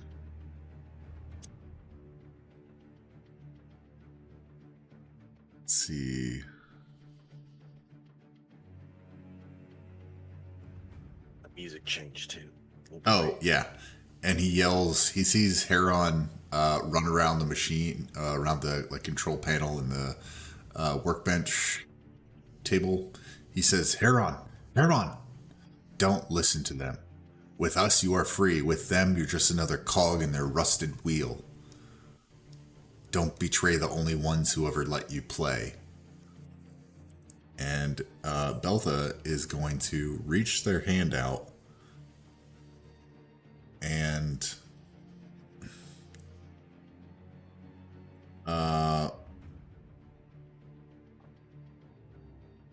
going to attempt to side strike Tal to her right in front. That is going to At be disadvantage. disadvantage. Yep. Yep. It was low. Both of them were super low. It's 11 and 13. Nope, then no. Nope. And then he is going to.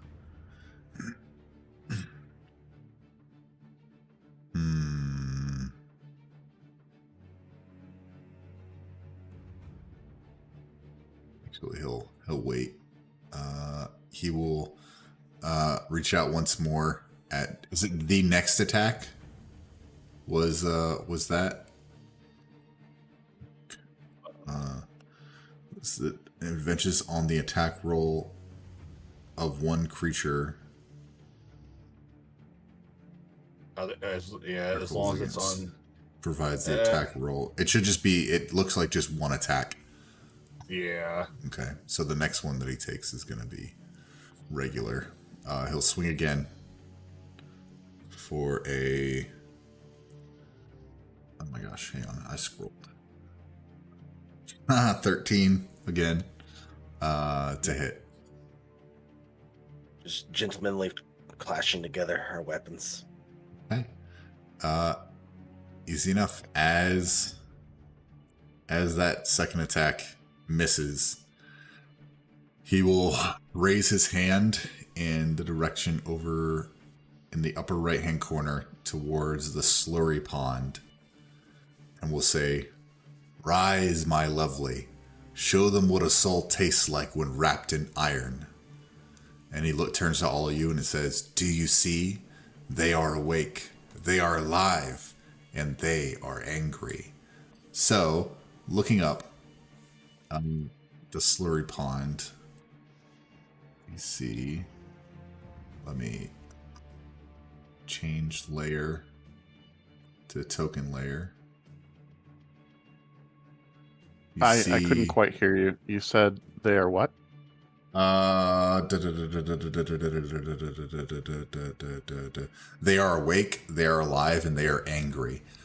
You look and you see coming out of the slurry is a large mound, coursing and throbbing of body parts. Standing up tall is a huge monstrosity, seemed to be made of clotted body parts. Let's add that individual to the turn order.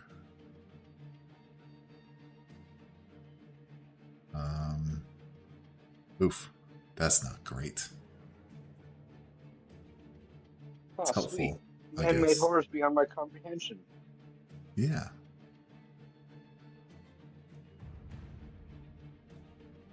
All right, so that is waiting for its turn to do stuff. Okay, and that is the end of Beltha's turn. The autonome that Felmir hacked an arm off of will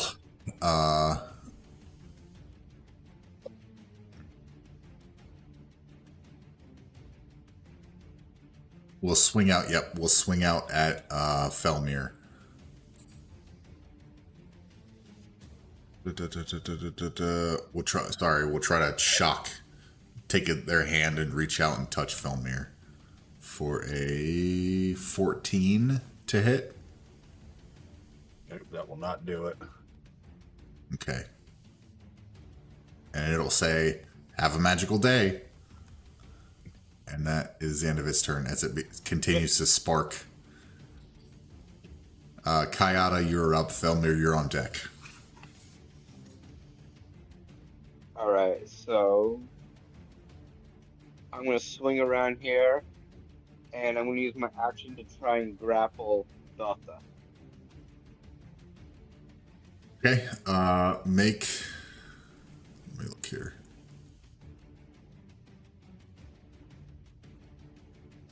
Strength check. Make an athletics check for me.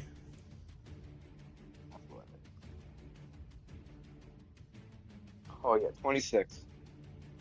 Yeah, I doubt she is going to be able to get out of that. Let me see what the ad is. There's nothing that's going to add that up. Okay, so Beltha is now. You reach around.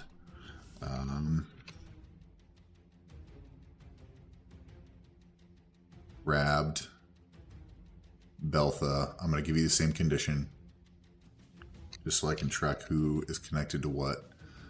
And now, let me look here. All right, grappled. Speed becomes 0. They have disadvantage on any target other than the grappler. And then you can drag or carry them, but every foot of movement costs an extra foot. So it basically half movement. Yeah. What I want to do next is I want to try and hog tie Beltha with the hempen rope that I have. Put her in the seat. Put her in the seat. With either with a bonus action or an action. I'll let you action surge because grappling is an action, and then doing that. Yeah. If you're going to action surge, then I'll allow you to attempt to. Yeah. Yeah. So either way, I'm gonna attempt it. If it was a bonus action, then cool. If not, that's why I had my action surge. Okay, let me. Yeah, I'm gonna try and hog tie her up. With Pull them up. what are you trying to hog The tie her hempen with? rope. Oh, just regular rope. The 50 foot of rope. Okay. We will say with this, either you can do either a performance or a sleight of hand check, just to see if the knot they're turns out both well. the same, so Okay, cool. 7. Okay. You attempt to tie it. It looks like it might hold. It may not. They may have a little bit easier chance to break free. We shall see. See, I'm just gonna. That's what it's gonna be. I'm just gonna keep her grappled and keep trying to tie her up, tighter and tighter. Okay, easy enough. Felmir, you are up. Mary Poppins is on deck.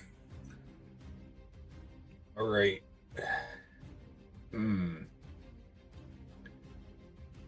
I am going to. What am I gonna do? I'm gonna. Oh, that's the wrong one. I'm gonna make another attack on this auto gnome here.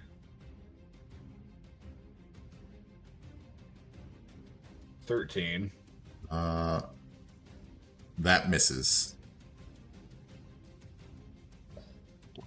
All right. Then I'll use my second attack on it. There we go. 20. That one does hit. That one does hit. Much damage. For 10. Okay. As you swing out with your scimitar, it cross sections this autognome, and its eyes start to roll, and it also says, "Who turned out the lights?" And it falls inert to the ground. Nice. It's taken care of. And I'm gonna move.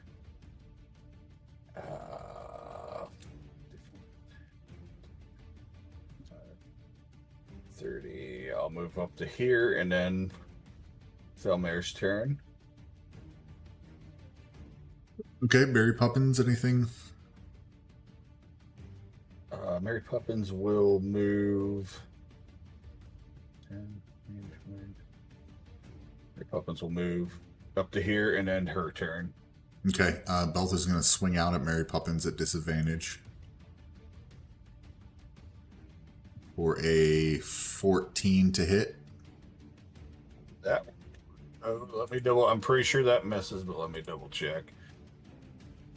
So I'm pretty sure she has. That misses. She has a 15. Okay, misses. Nice. Okay, perfect. All right, so let's see. This autognome is gone. The other autognome will reach out towards Echo, Reach out and touch me. and you'll see shocks and sparks begin in their hand as they reach out toward Echo with a natural 20 for a 23. Oof. Yes. Okay, so it's going to be double. Let me... Oh, wow, that was horrible. They rolled 2 1s on the first roll. 7 points of lightning damage.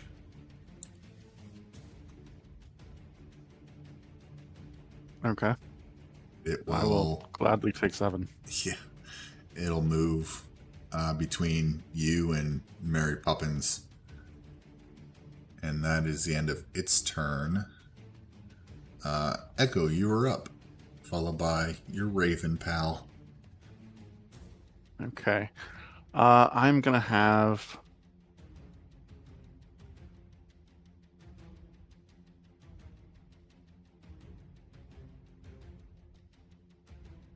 my bird. No. I just backed out of the website. Oh no. Reboot. In the meantime, Turned out the lights. I'm going to have my bird attack. I said 1d8 plus 6 for 7 damage on this robot. What's the- Wait, sorry. Yep. Sorry, yep, I'm getting it. Summon Beast. I wish they would put this same kind of stat block that allows me to roll off this Yep, summon beast into the companion sheet. it would be nice. You can add it, I think. Miss.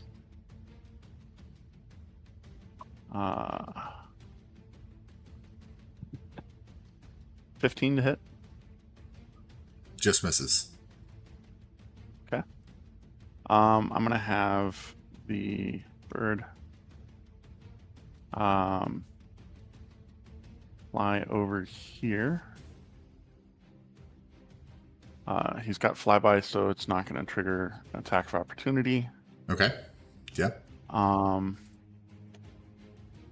And he'll squawk a little bit. Echo is going to take 2 daggers out and start throwing them like Eldritch Blasts. 17 to hit. At the Autognome in front of you? Or is it at the Autognome? Yeah. Yeah, disadvantage. Yes. 17 to hit. Yeah, that just hits. Okay. Take 1 to him. And then another. So 3 points of damage. Was that your second 3 points? Yeah, apparently. For the first one? No. For the It second? rolled two damage, so both rays got fired. Well, one is force damage, the other one is force critical. Okay. If you're willing to, if you want to.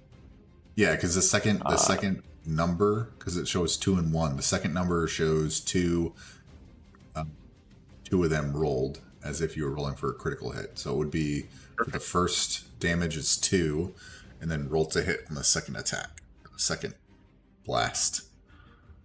Okay.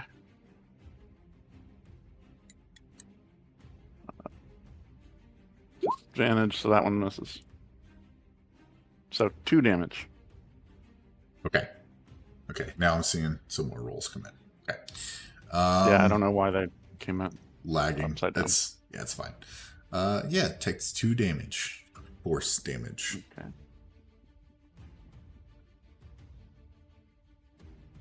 Anything else you'd like to do?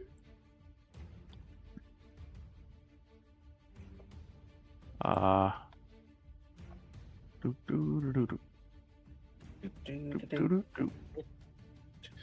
gonna walk over to the scientist, triggering an attack of opportunity. Sure. It is going to reach out and try to shock you for a 9 to hit. Missed. Okay. In the voice of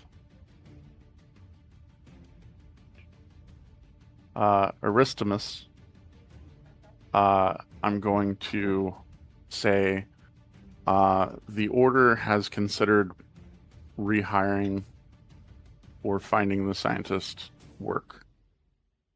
Okay. Make a persuasion check for me at advantage. Can it be performance? Yeah, sure.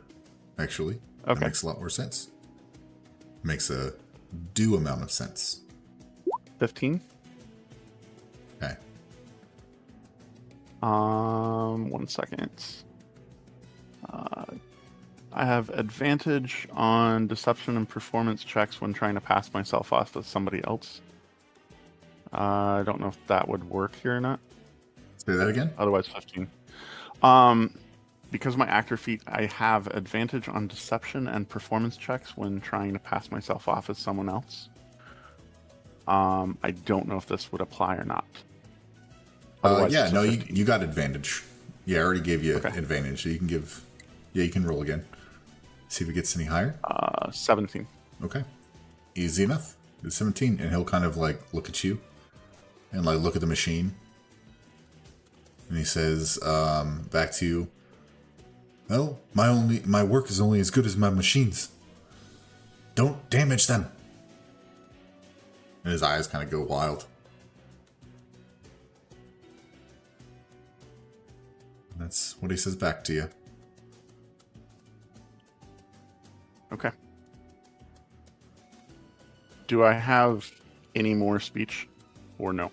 No, I would say that would be it. Okay, perfect. That All ends my right. turn. Hal, you are up.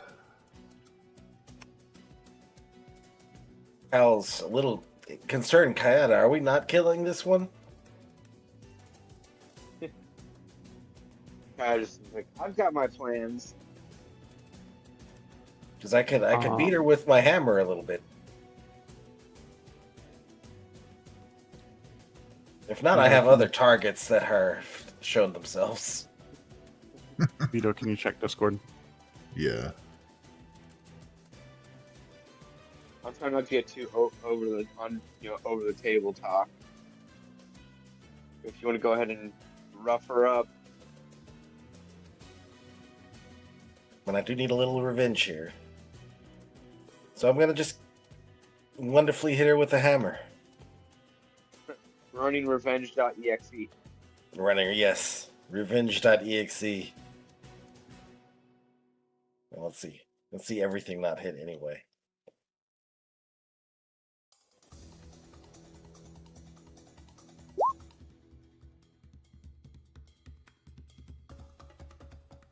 I don't know what to say.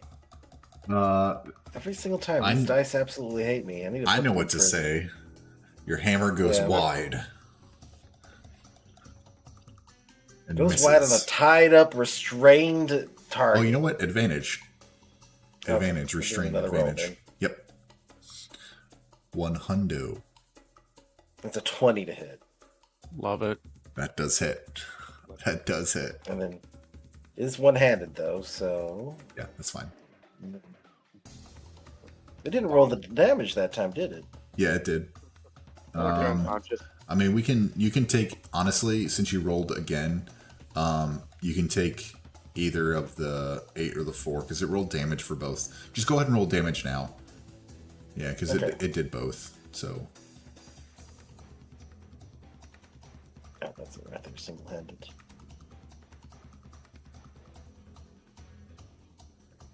Wait, did I do it again? no, 11. I see 11. Okay. Yeah, one-handed. Yeah, damage 11. What? Delta 11 says, damage. well, at least you got one good lick in before I destroy you. Tal's concerned about our other thing that might destroy us. Okay. So, wait, does... Warranted. Yeah. I'm just thinking here, does...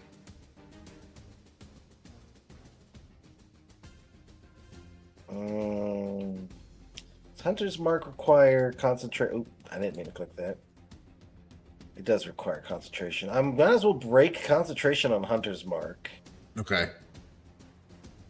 And we're going to Bane. And since I could Bane, how many targets? Bane is the opposite of Bless, so 3 at its base level, Yeah. but they all I have just to don't be think- within 30 feet. 30 feet of me? Yeah. Damn. They're all too spread. They're not too spread out. I just can't get all 3. Well, you know what? Your hunter's mark would have gone off as well, so it would have been +5. Oh yeah, To- there's plus to 5 on Beltha. that damage. Yep. Might as well not Bane it yet. Might as well hold on the Hunter's Mark for a second. Okay, hang on. Let me put it back on. There. Sorry about that. No, you're good. You're good. You're good. I jumped the gun. Okay. Still. This is still a hunter's this is a marked. tough call here. I could Misty Step someplace. I mean, it's an Could ask the option. scientist.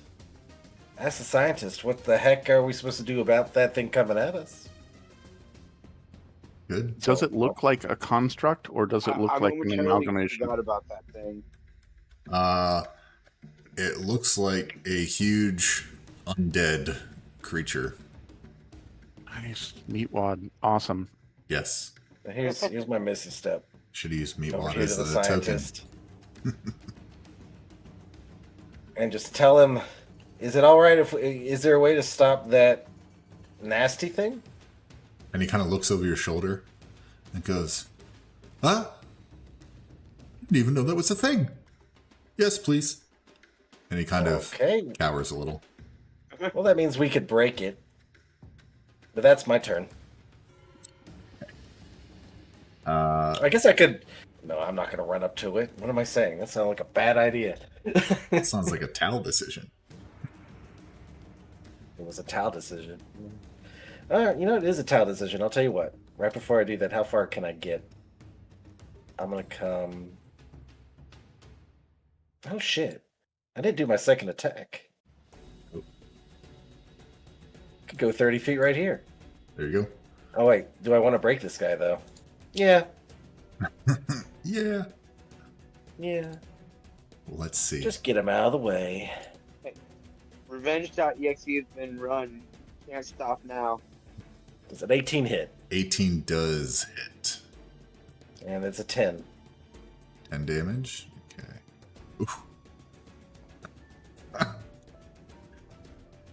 As you smack it, it says, "My mind is going. I can feel it." And then it says, "Have a magical day." And its eyes cease to function, and it falls over. It is now dead too. Supremely interesting turn. Tal is done. Okay. So all the autonomes are. Let's make sure I got. Okay, he's gone. That one's gone. Okay, all you have left is Beltha, Huron, and this amalgamation of body parts. Huron is going to look at Echo and say, "Well, that's a sweet deal. Let me turn this off for you." And he like reaches forward. He says, "But it must be turned off from the dais as well."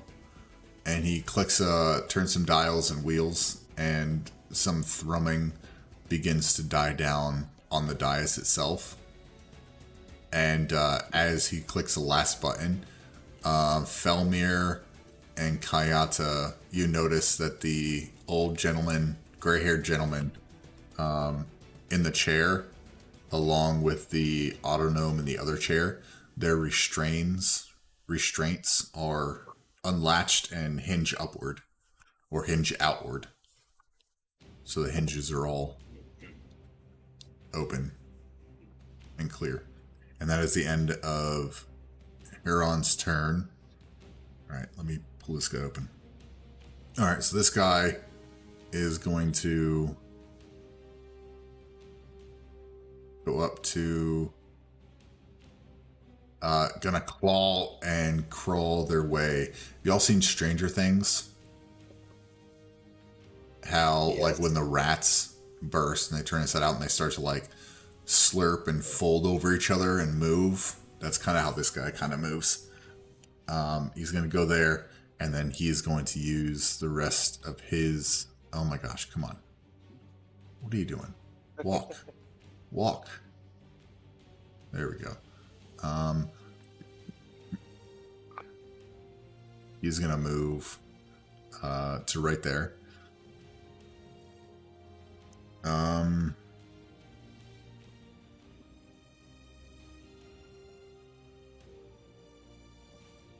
Hello, awake, alive, angry. I am alive. Echo. Oh boy. Reading something real quick. Da-da-da-da-da-da. Ah, yes. From here, it will actually let me refresh this math. Yep. It will have not moved as far as it did. Right where it's at.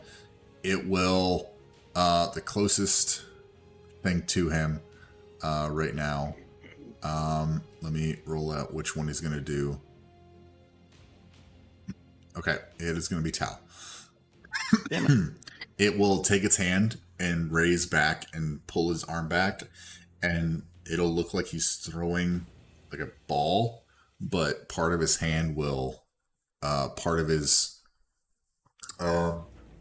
fleshy mound will detach itself, and a clump of corpses and pieces of viscera will fly across in the air towards Tal.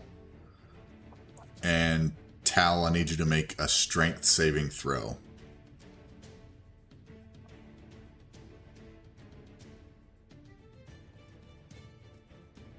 Click. Okay.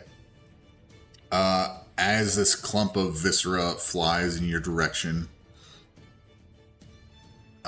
you're unable to dodge the creature's fling of viscera, and you take,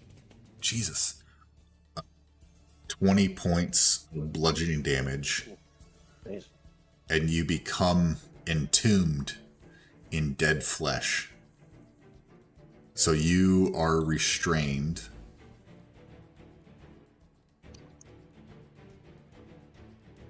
And let me read that.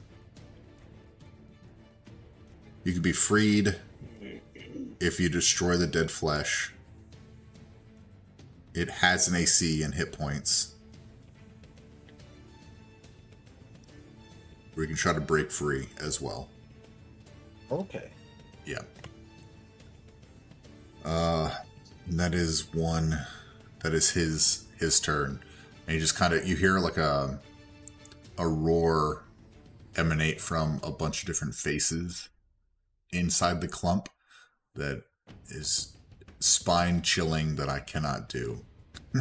But let's say it's spine chilling. Next up, top of the round, Beltha. Now, what the fuck is Beltha gonna do? What can Beltha do? You can free yourself from the grapple or the rope. Yep. She can attempt But to not do both. that. Thank you, Echo. Or Yeah. she can... Okay. Her eyes are going to close. What was, let me see. Verbal. Her eyes are going to close. She's going to wriggle against the restraints. And their eyes will open back up, glowing purple, and smile, looking at Kayada. Kayada, you see next to you in your periphery an illusion of your deepest fears. Make a wisdom saving throw, please. Ooh, okay, not too sure. Saving wisdom, so we will do this. 12. Okay, let's see what the... Let's see what it is. Hang on.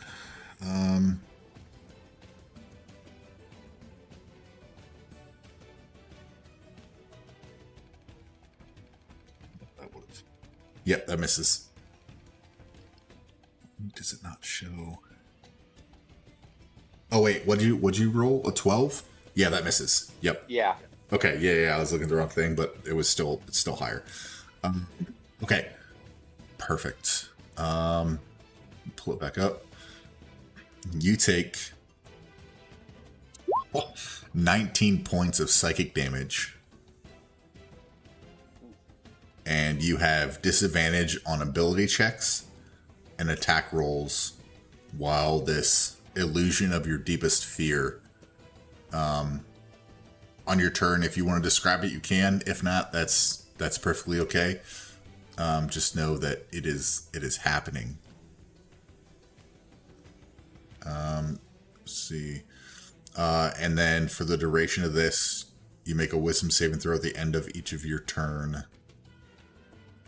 Okay, yep, we'll get there. Okay, so Beltha just kind of smiles and says, say hello to fear. And it is now your turn, Kayata.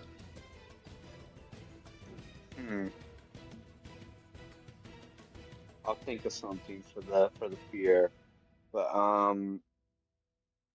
yeah, I'm gonna try and shrug through it and then keep the get the binding as tight as I can, so she can't move.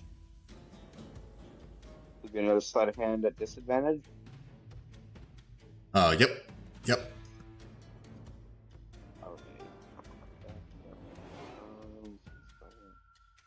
Okay. Aha! 6. It was a Okay. 6 and a nat 20. Man, that's rough. Yeah. Okay, it looks like you did about as good a job as you did last time trying to secure the bonds. Still not sure if it'll hold, but you're still attempting. My bonus action, I'll manifest my echo behind them, Okay, and then end it there.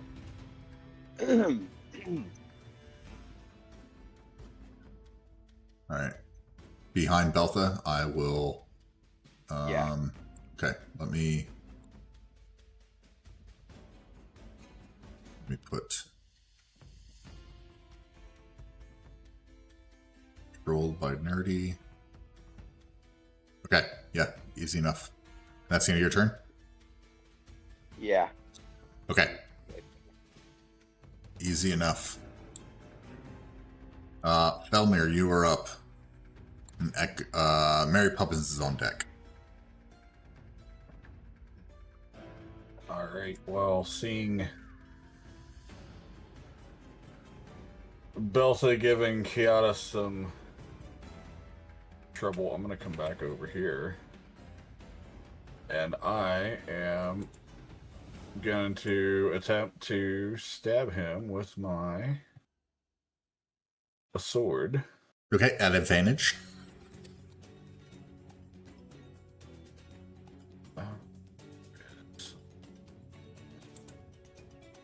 Okay, I'll just roll twice. So 23 and 13. So 23. 23 hits. Yeah.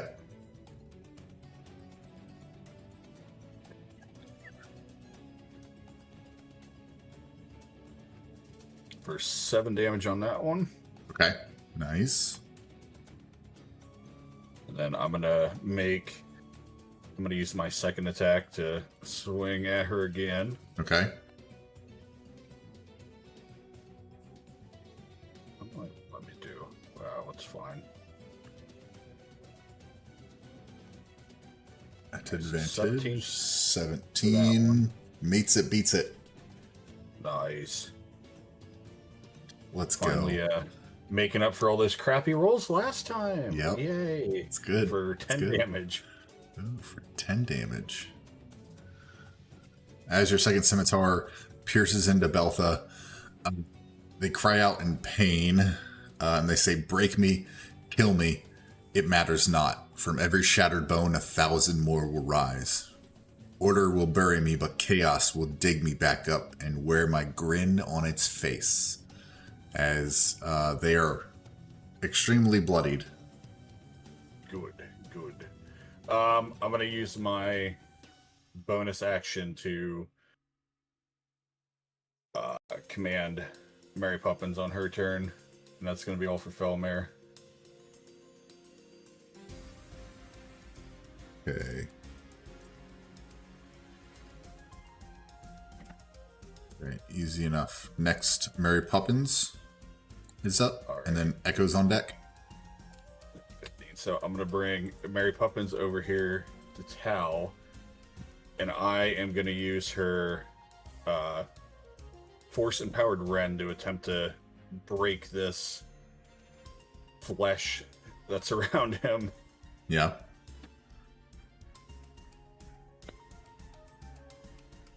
Let's see here. Spell attack modifier. Heal up an attack. No attack modifier. Let me see here. Oh crap! I just moved it.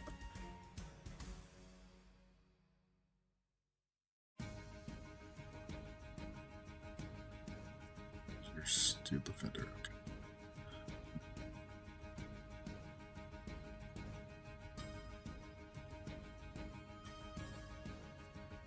Okay. So yeah, it's just an attack. Alright, so it's not giving me... It's giving me to roll for a hit, but it's not giving me anywhere to just roll for the hit. It's a melee weapon attack. Your spell attack modifier. Your spell attack modifier. What's your spell attack modifier? Yours is, your modifier is 3. No, your spell attack is +7. So that's what I'm seeing. So a D20 +7. Believe.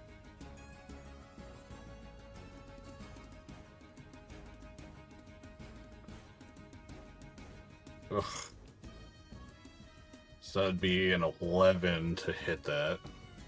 Okay, let me look and see what its AC is here. I have no idea That what hits. you're doing, but you do have inspiration. Oh yeah, I do. Yes, have you do have inspiration. combat inspiration, but that 11 does hit. Alrighty, and let's see here. Damage. Oh, 2 damage. Damage. Nice. You slash. Mary Poppins tries to break this flesh mound apart. It does a little bit, but it did do a whole lot of damage. Great. That's gonna be her turn. Okay. Easy enough. Echo, you are on deck, followed by your Raven, followed by Tal. Okay. I am going to cast Zephyr Strike again.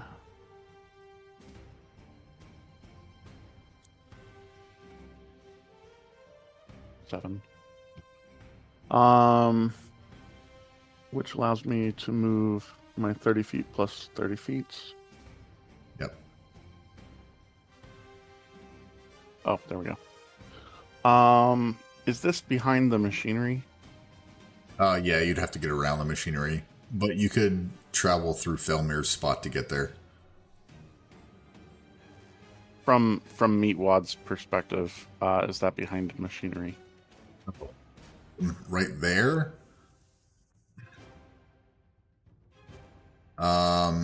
He'd still be able to see you.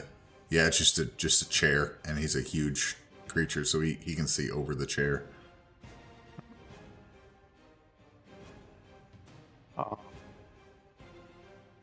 The Echo's spectral, right? Yep. So I could technically move. No, I can't. Okay. Yep, I'm going there. I go here, and I am going to assist in tying. Okay, so when he... I'm sorry. I used the word assist. I'm going to try to tie. Okay. Roll a sleight of hand, please. Perfect. 21. You look at Kayata, you look at the knots that he's trying to tie, and they're just like worms laying on each other. And you kind of sigh, and you take the rope and you like tie it into an actual like not, and it seems to be a lot tighter than what he was doing. And Belta says, "Fuck."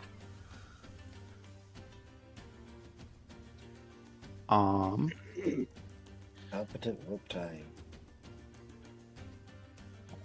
Those seems to be pretty tight. Can I take something?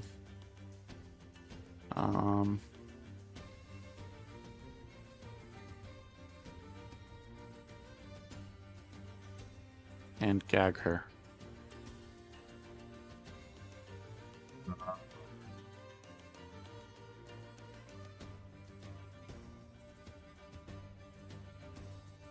If not, that's fine. I would say that you can do it on next turn. What have you done so far? You just Zephyr nope, Strike, you're right. bonus action, Bonus this action, action, rope. Yeah. You're good. Yep. That stuff is dirty in your mouth. I'm gonna have the bird fly over to Tal and Yep. make some attacks. On Tal? On his coffin, Okay. his entombment. Got it. Let's see it.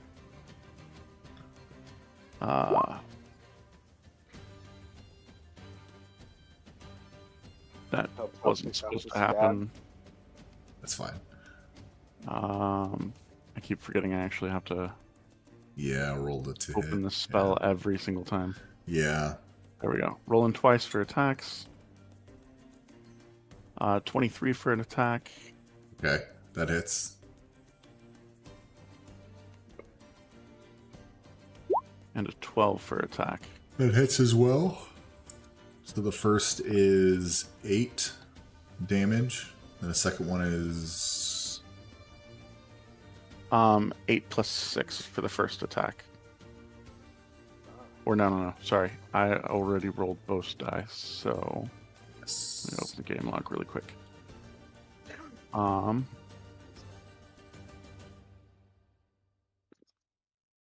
Jesus, I went all the way back. There we go. So an 8 and a 4 for the attack, which is 12 plus 12, so 24 Yes. damage. okay.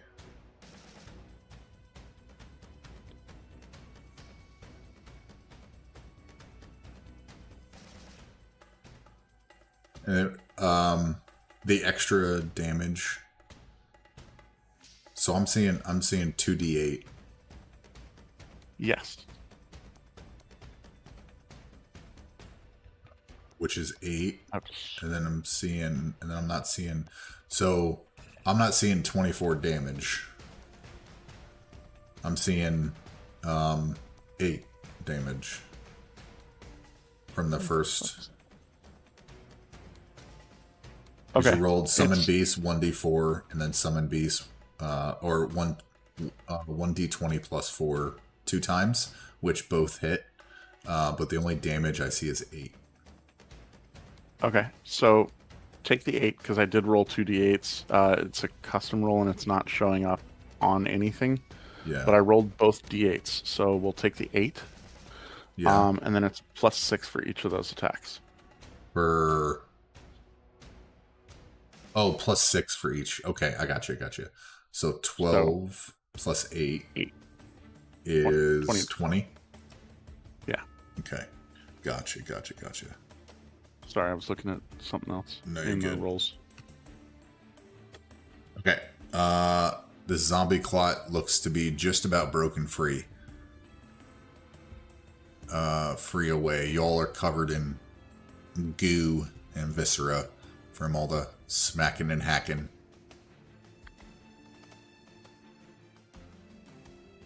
He is still restrained, though. 60 by air.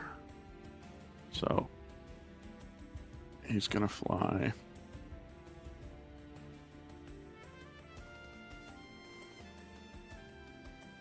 Over here.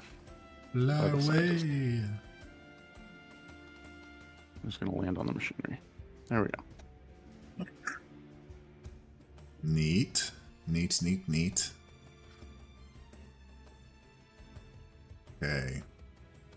Perfect. All right, if that's everything, Tal, you are up. Right. I guess I gotta break myself free here. I guess not all the way, but some way. So breaking free. Breaking free. I want to break free. Is 13 good to hit it? To try to. Wait, what do you. Oh, yeah, you're good. I keep thinking, yeah. Yep, 13 does it. All right. Plus that 4. Fortunately, I think that was just 4 damage. Oof. I mean, that's actually enough. Oh, Yep, nice. you clear yourself free of being restrained as you hack away the last bit of this zombie, these zombie clod arms. They're the pile of viscera surrounding you, so you're free to move about the cabin. okay. Free to move about the cabin. Yes. This is a bad idea that Tal has, but Tal's gonna do it. Tal could just get to that thing. It's a charge at 30 feet exactly. Nice. And then we're just gonna attack that. Okay. Let's see it. 17. 17 hits. It's only 5 damage though. You pumping anything into it? You know what? Might as well. Okay. Might as well. Because I could die either way. But we're going to go ahead and do a level 2 Divine Smite. It is also undead. Yeah. What is If that that extra matters. for the undead? It does matter. Mm-hmm. So there's an extra 16 damage. Plus... Close. No, stop. Not close that. I'm sorry. The thing's blocking what I need to read. No, you're good.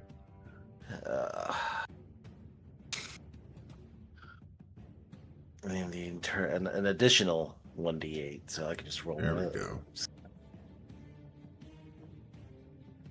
Roll. Yeah, it's 2, but it's better Hey. than nothing. It did 23 total damage. As well as I'm tracking. 16 plus 5 plus 2. Yep. Nice. As you hack at it, bits and clumps of the body parts kind of hack away. You're doing some damage, but it's a huge creature, so it's taking a little bit. Yeah. Anything else? Well, that should be it. Other than Havachi. All right, Huron is going to notice the bird and just go, huh? And that's the end of Huron's turn. This Wow. large creature in front of you, Tal, is... Let me actually see if this comes back or not. Roll the dice. Okay.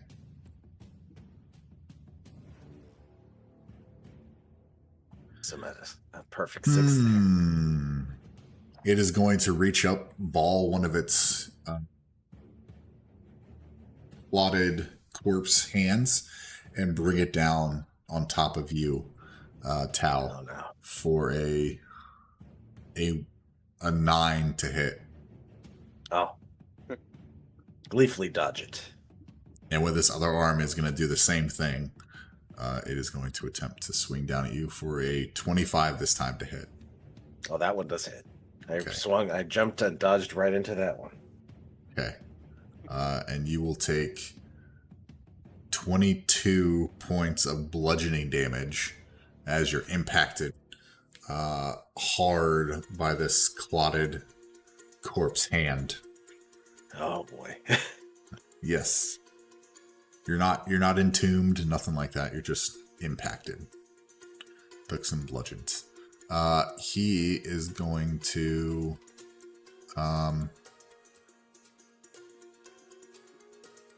travel around you, like kind of step over you, And there's bits of corpses looking back at you, and one's looking forward, so he's kind of looking everywhere. And that is... Oh, that's a thing too. Oh, that's a thing too. Ow. Okay. Neat. Okay, cool. Anyway, sorry, I was just reading a little bit more into him. All right, that's then his turn. Top of the round. Beltha. Beltha is looking really, really worn. And they will reach out the best they can and try to... Let's see, let me look at this again.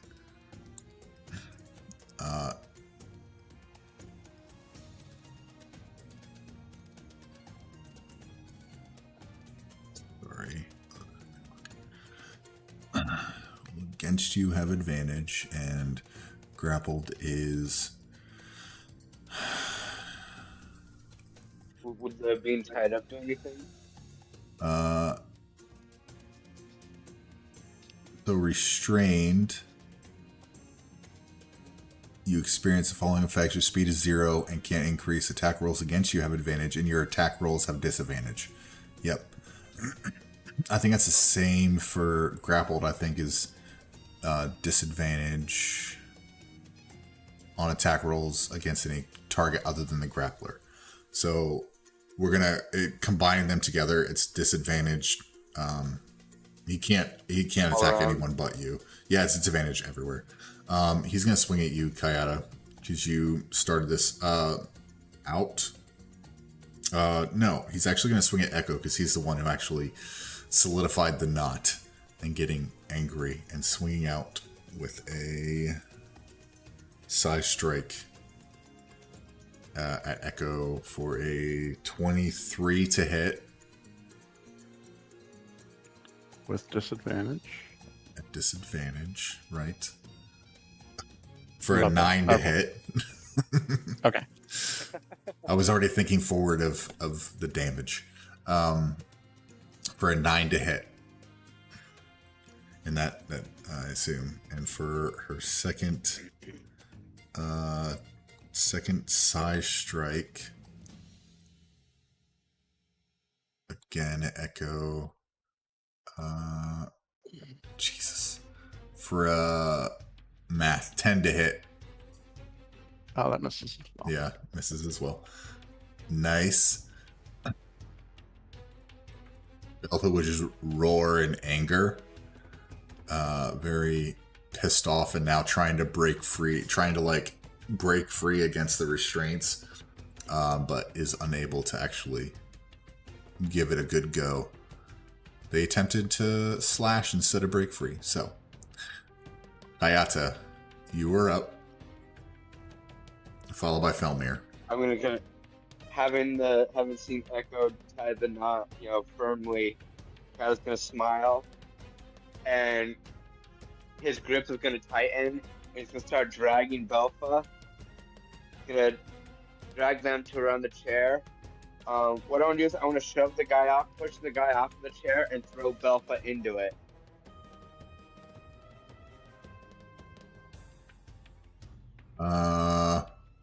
Okay. So the other guy's body goes limp and flops to the ground, and Beltha gets put into the chair. Okay. I'll look at the old man. I'm like, "Hey, old man, do me a favor. Flip the switch." And I'll have my turn. So you're talking to The scientist guy who was working at the terminal. Okay. Roll me a persuasion check.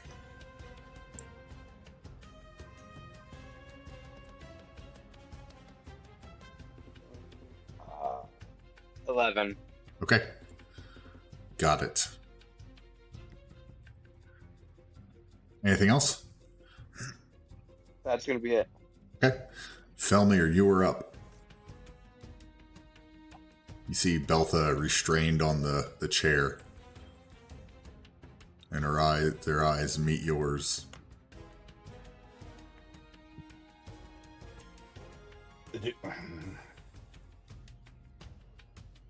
So we already broke the autonome in the other chair. So is it? Would he just go into a dead autonome? No idea. Okay. Do I My see? plan is to find out. My plan is fuck around and find out. Okay, well, like I'm down with this plan because it's okay. Yeah, I'm down with this plan.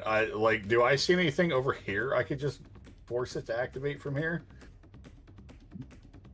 There are a couple switches you can kind of see from behind it, but a lot of the mechanism has gone dark and inert from the control panel that Heron has over at the main table.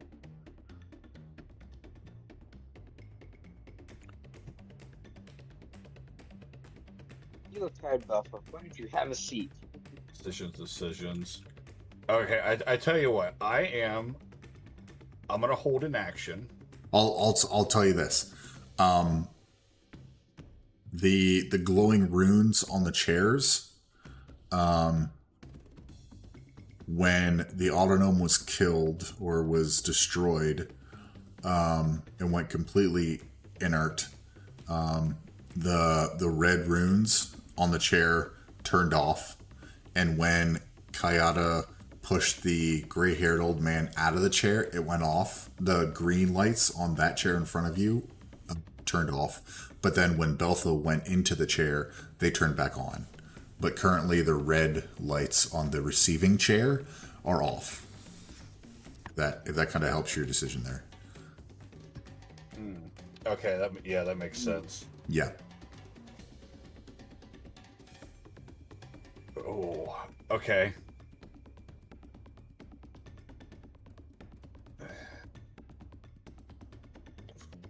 Crap. Well, that's not gonna work either. I'm waiting for my turn to offer advice. I'm trying to think here. Oh God, there's something. No. I'm gonna hold an action.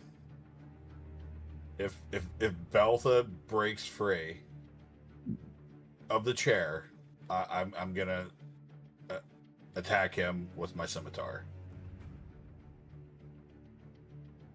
Okay. We're holding an action for that. Yep, and then and then I'm gonna use my bonus action to command Mary Poppins on her turn, and that is gonna be all for Felmare. Okay. Easy enough. Mary Poppins is up, followed by Echo. All right, Mary Poppins is gonna move. Wow, that you Very moving big. that guy right there caused it really threw off my plan I had for this turn. I'm gonna use a deflect attack on this big guy for Mary Poppins action. Okay, what was deflect attack again? Imposes disadvantage on an attack roll. One creature if it's within 5 feet. As long as it's not the Steel Defender. Okay, so the Steel Defender still gets regular attack on it, but if it's someone else, it's disadvantage. Yeah, okay, got it. Yep, easy enough. Easy enough. Alright, and that's gonna be Mary Poppins' turn. Echo and the Raven are up, followed by Tal. Okay.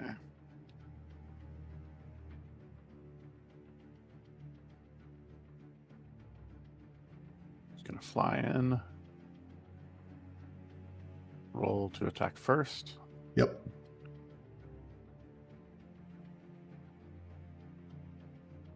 7 plus 4, 13, 11. 11. Just misses. Just misses. Second attack.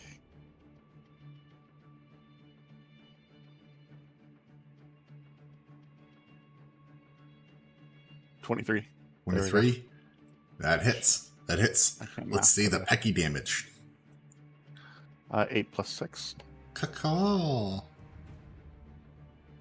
Yeah. Plus 6. 14. Okay, perfect. Nice. Fly. Their feet. Starting to carve chunks off of this creature. He's gonna sit down on the robot's shoulder. And he has the flight that it does not impose. Fly by. Yeah. Yep. Okay, cool. He's gonna sit on the robots.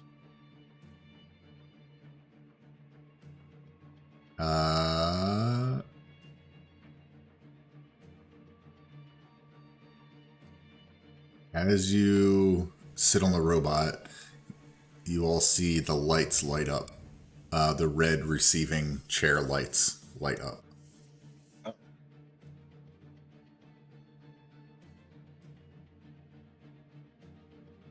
Interesting. Yes. Now, Echo, what do you got? I'm gonna move up 10 feet. Okay.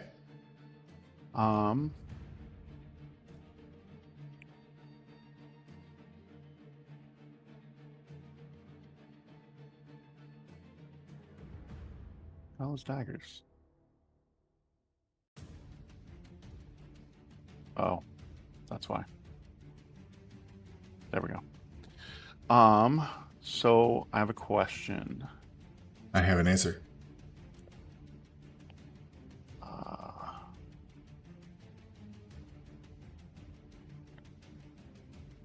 Okay.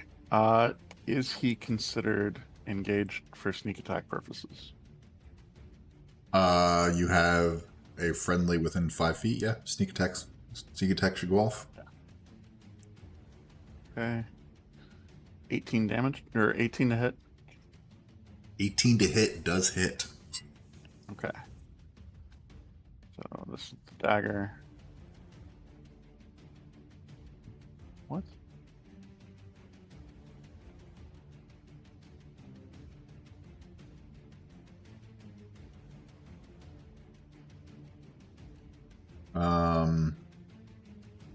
Oh yeah. I don't know what just happened. So sneak attack. So 3 damage just for the. Hang on. Okay. I think So 8. the first dagger, First dagger 5 piercing. 5 damage from the roll. Yep. And then sneak attack damage was 3, so 8 total. Yeah, I'm ignoring all that critical. Okay. Yep. So that should be from the first one.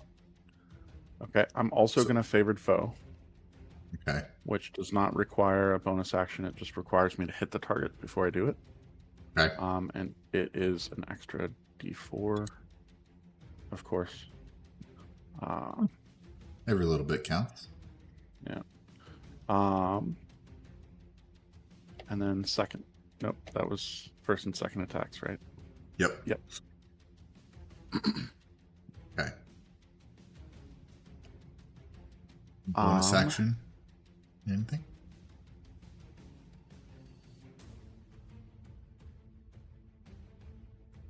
As a bonus action, can I dagger? Do you have 2-weapon fighting? No. Okay. I don't believe so. Do you have a... Oh, you already took your 2 attacks per action. Yeah. So, yeah, if you don't have 2-weapon fighting, I don't believe so. When does Ranger get extra attack? Or if you... You can attack twice when you take the attack action as a Yeah. ranger level 5. Yep. So, extra attack being a singular attack, or extra attack being 2 daggers? Just an attack. If you have it would be the same weapon. Okay.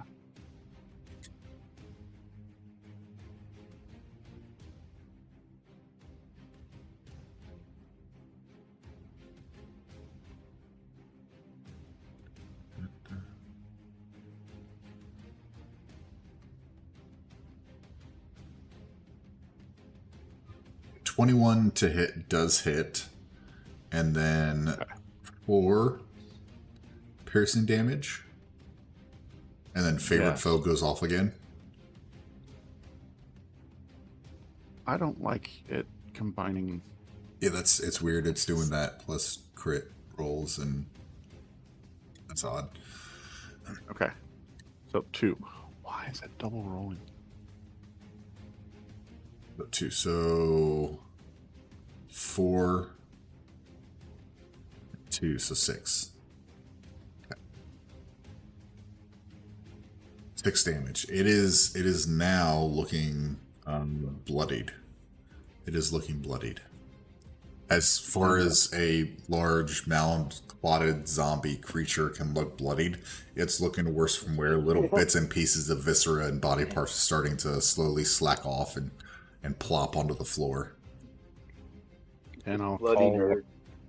what I believe its name is Awake, Alive, and Angry. Okay. And then I'll look with my head cocked at Beltha.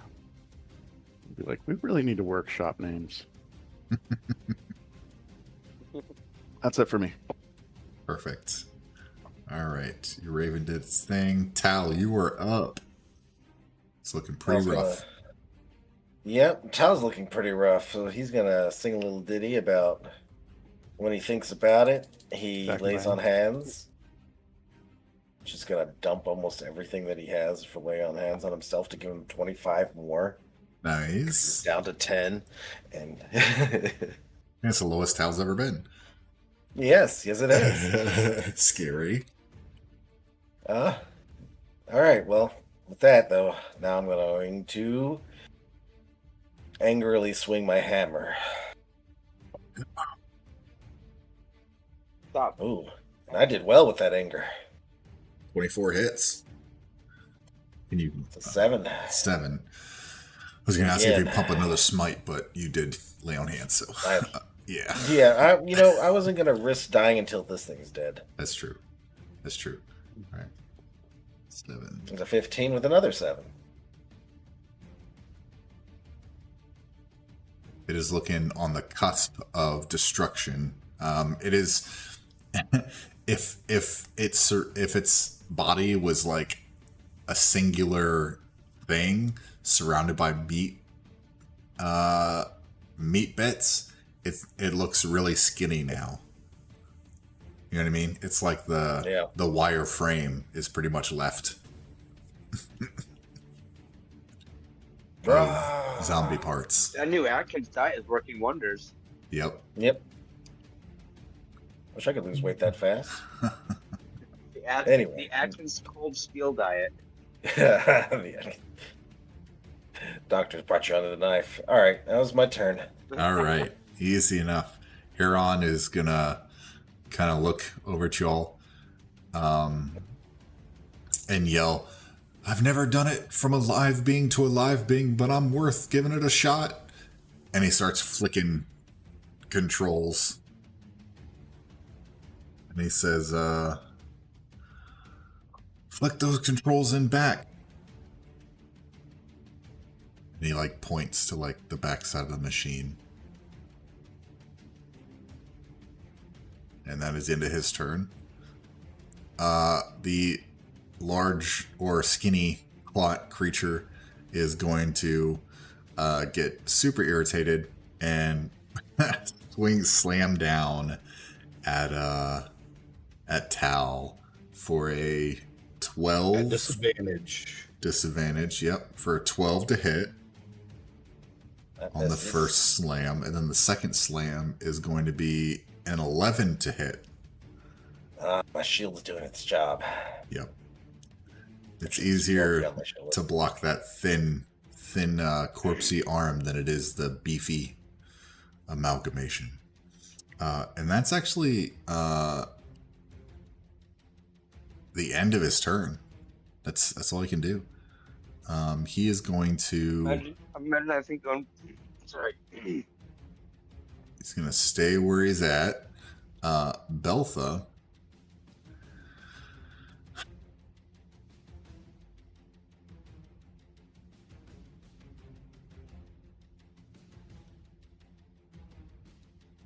Is going to. Let me. Actually, that concentration would have dropped. So that illusion you saw disappeared once you started dragging her. Let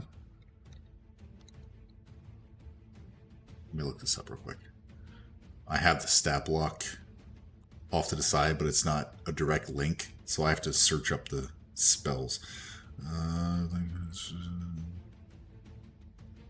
How long does it last?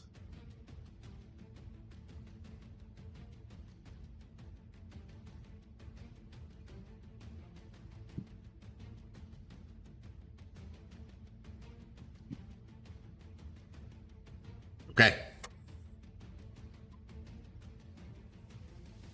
Easy enough. I'm rereading this to make sure I got it right.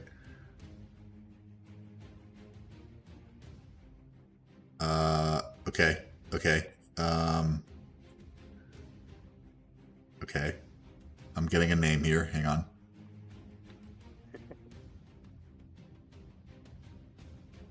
I like names.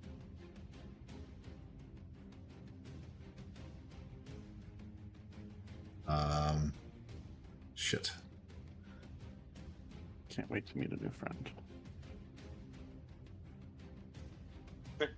Okay, yeah, this, you know what?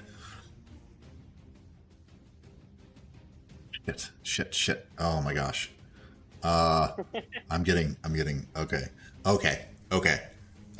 I don't like it when the DM's excited. She will close her eyes. You'll look down her hands and they start to move around themselves, and they'll kind of chuckle, and she'll look at Felmir and Kayata right in front of her, and the eyes will start to glow this bright blue, and they'll say, "We'll see you in Pandemonium," and immediately a blinding blue light shifts and gravity forces you guys towards Beltha for a second, and then the gravity drops and Beltha disappears, plane shifting out of the location you're in. That bitch. I should have just killed her.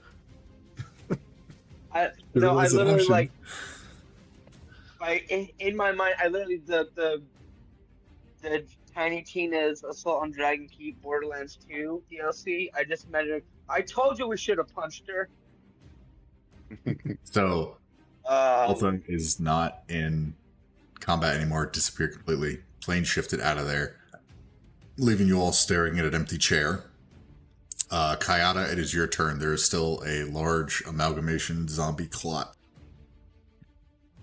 round, but no Beltha. I just like staring at the chair, just like speechless for a moment. You're like, fuck. Shrugs. Oh well. And he goes,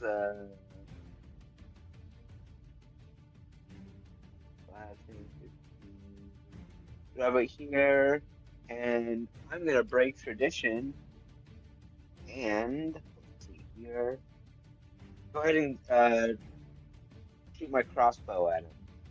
At the Legion thing. Okay, yeah, easy enough. Let's see. See the hit. 13 to hit. Just hits. For 3 damage. Okay, it is looking Very, very, very rough. Very rough. It is staggering. Bonus action. No, 2 up to fight doesn't apply there.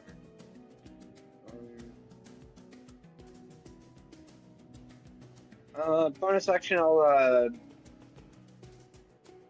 second wind myself. Okay.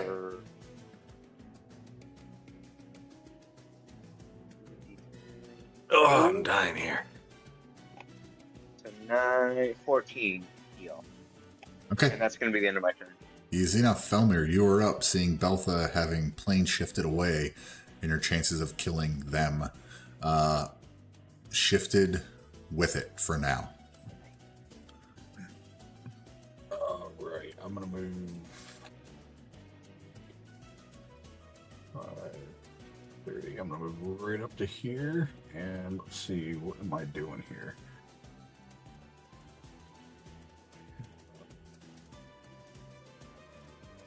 $60 wider. How close am I? Okay, I'm close enough. Close All right, enough. I'm gonna get right here, and I'm gonna use my acid splash on this. Acid Big splash. Let's go.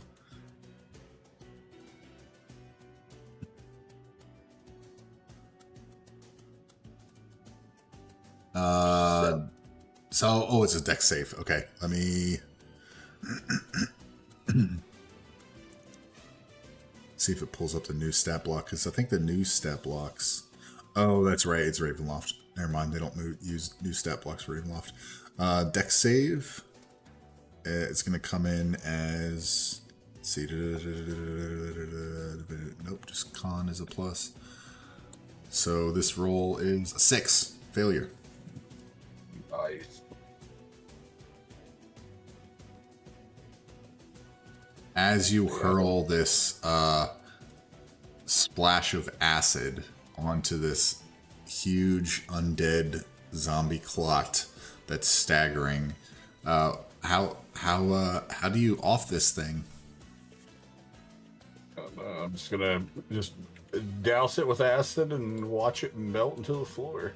I'm melting, and it begins to melt, and the zombie clot splashes into all the other fallen bits and bobs and viscera of it on the floor, and y'all are now out of combat. Except for the music, and I will change the music. Okay. I'll cast Healing Spirit as I lift one of my wings, and out comes a spectral white raven, and it flies over to Tau and lands on him, healing him for 5 health. That's still rolling double. 5 health is good.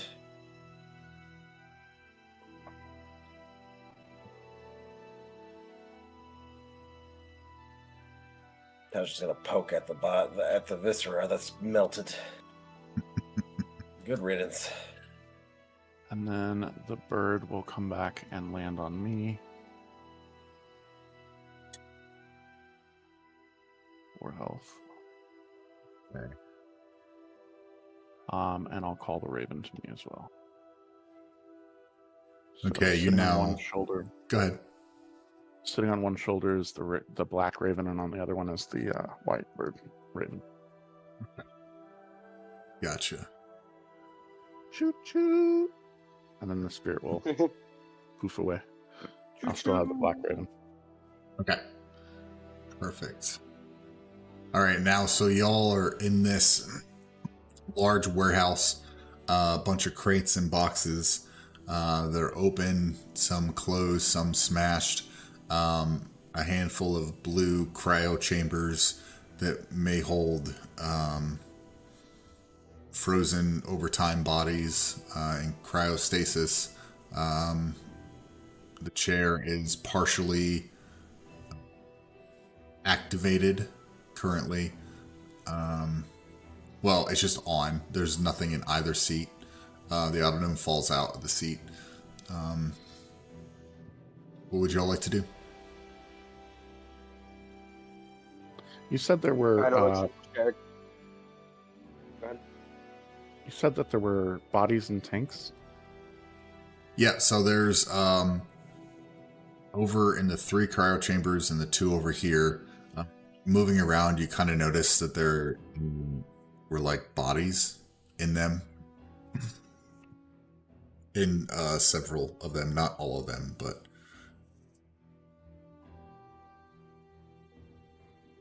Hal, looking at the ones that you're looking at, that's all like old viscera of used bodies.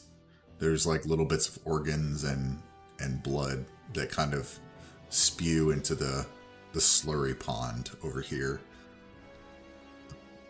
Echo, looking in the one next to you, you notice in this one there seems to be a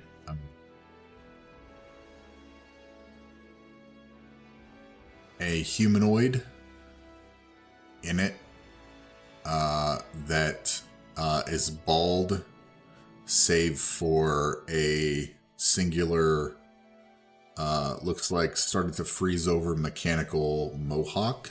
Over one eye is like a, what the hell is it called? I keep thinking Oracle, but it's not Oracle. It's one ocular implant that has like a blue tint to it, and is a male humanoid that seems to be in stasis.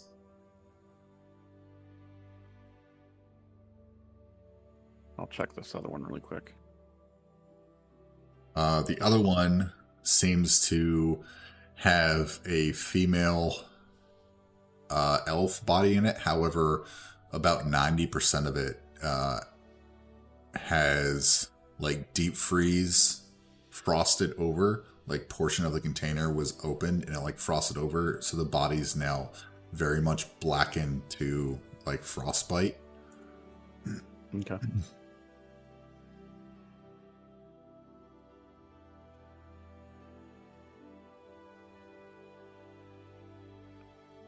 Valmir, are you looking around too? Yeah, I'm gonna look around. Are you looking at the crowd chambers, or are you looking at just following Echo? Yeah, I'm gonna be looking at the cryo chambers. Okay. Having possibly split off and looked at the other ones, you notice that the other 3, unfortunately, there was an issue with their cryo freezing. So one of them is another body that is frostbitten black, and one has just begun to decay. And then kind of swapping places with Echo a little bit, you notice in the first cryo chamber on the right is a body that a sharp ping, a sharp stab of pain enters your mind as a memory floods back, and it's like looking in a mirror as you look at this humanoid with the mohawk and the ocular implant. I'm gonna kind of gently place my hand on the glass as I stare at this body. Then I'm gonna yell for Cal to come help me. Okay.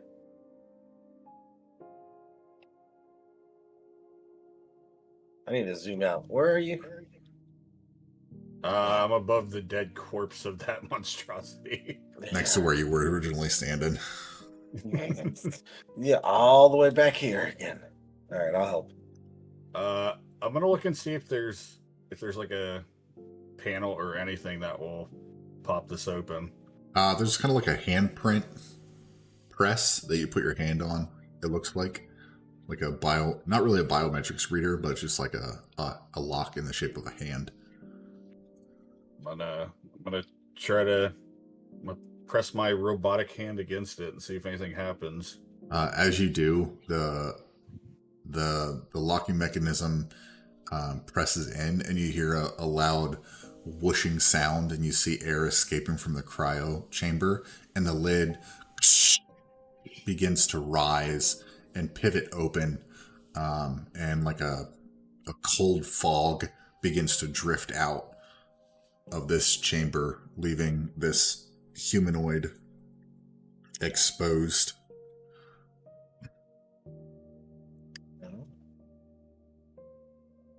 Turn on the temperature a little more. We might work at our peak efficiency. Tal, can you carry him over to the machine? Sure. I definitely could carry him over to the machine. Do you need me to make any checks, or can I just carry the body? Now, so you can carry the body. All right. Oh, why can I move? You're frozen to the floor from all that coldness. Yep. All right. Put him in that chair. Hang on. Let me Okay, I'll go over here. let me open my. Let me do this.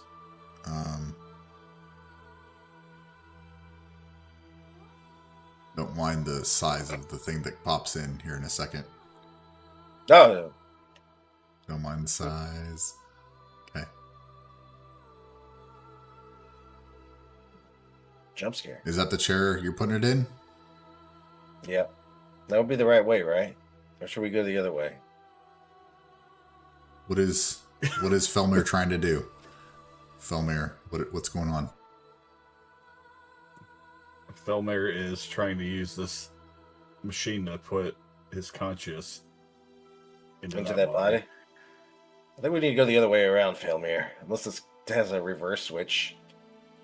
All right, everybody get up. Everybody get up. Switch sides. Chinese fire drill. I'm gonna talk to the Yeah, I have scientist. to move him for now. Yeah. Let me. While they're doing that, Echo, you talking to the scientist? I'm gonna ask, seeing what they're doing. My head is fully turned around over my shoulders and just like snaps back to the scientist and say, unsanctioned, in Aristimus's voice, and then in Echo's, I'll ask if he's willing to do another experiment. There's anything for the science? What's this? Autognome want to be in a body? Very curious. Look back at Felmir and cast message. And I ask if he knows what he's doing, if he's willing to take the risk, and if we should flip the switch. And he can reply. I'll just reply, it's time to go home.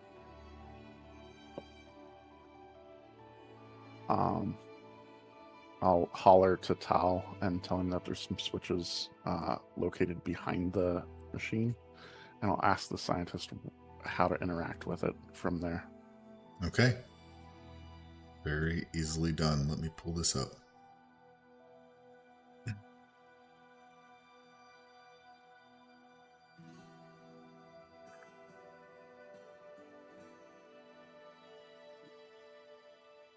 Okay. He begins to explain the process of completing this science. He begins to position y'all where you're at is fine, and he says, "But it takes more than me to do it." And he throws a switch, and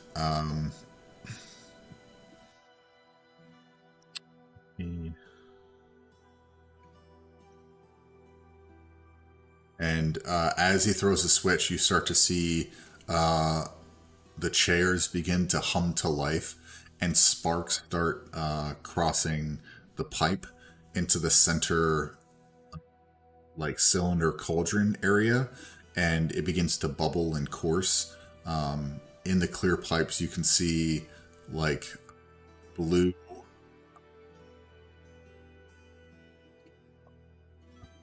like fog-like material traveling been down and throughout the pipe. And he yells to Tal and says, "You there, keep the current steady. The weave is spitting sparks like a drunken serpent. Draw the runes, align the ley lines, or we'll fry him where he sits." Tal, I need you to make an Arcana check.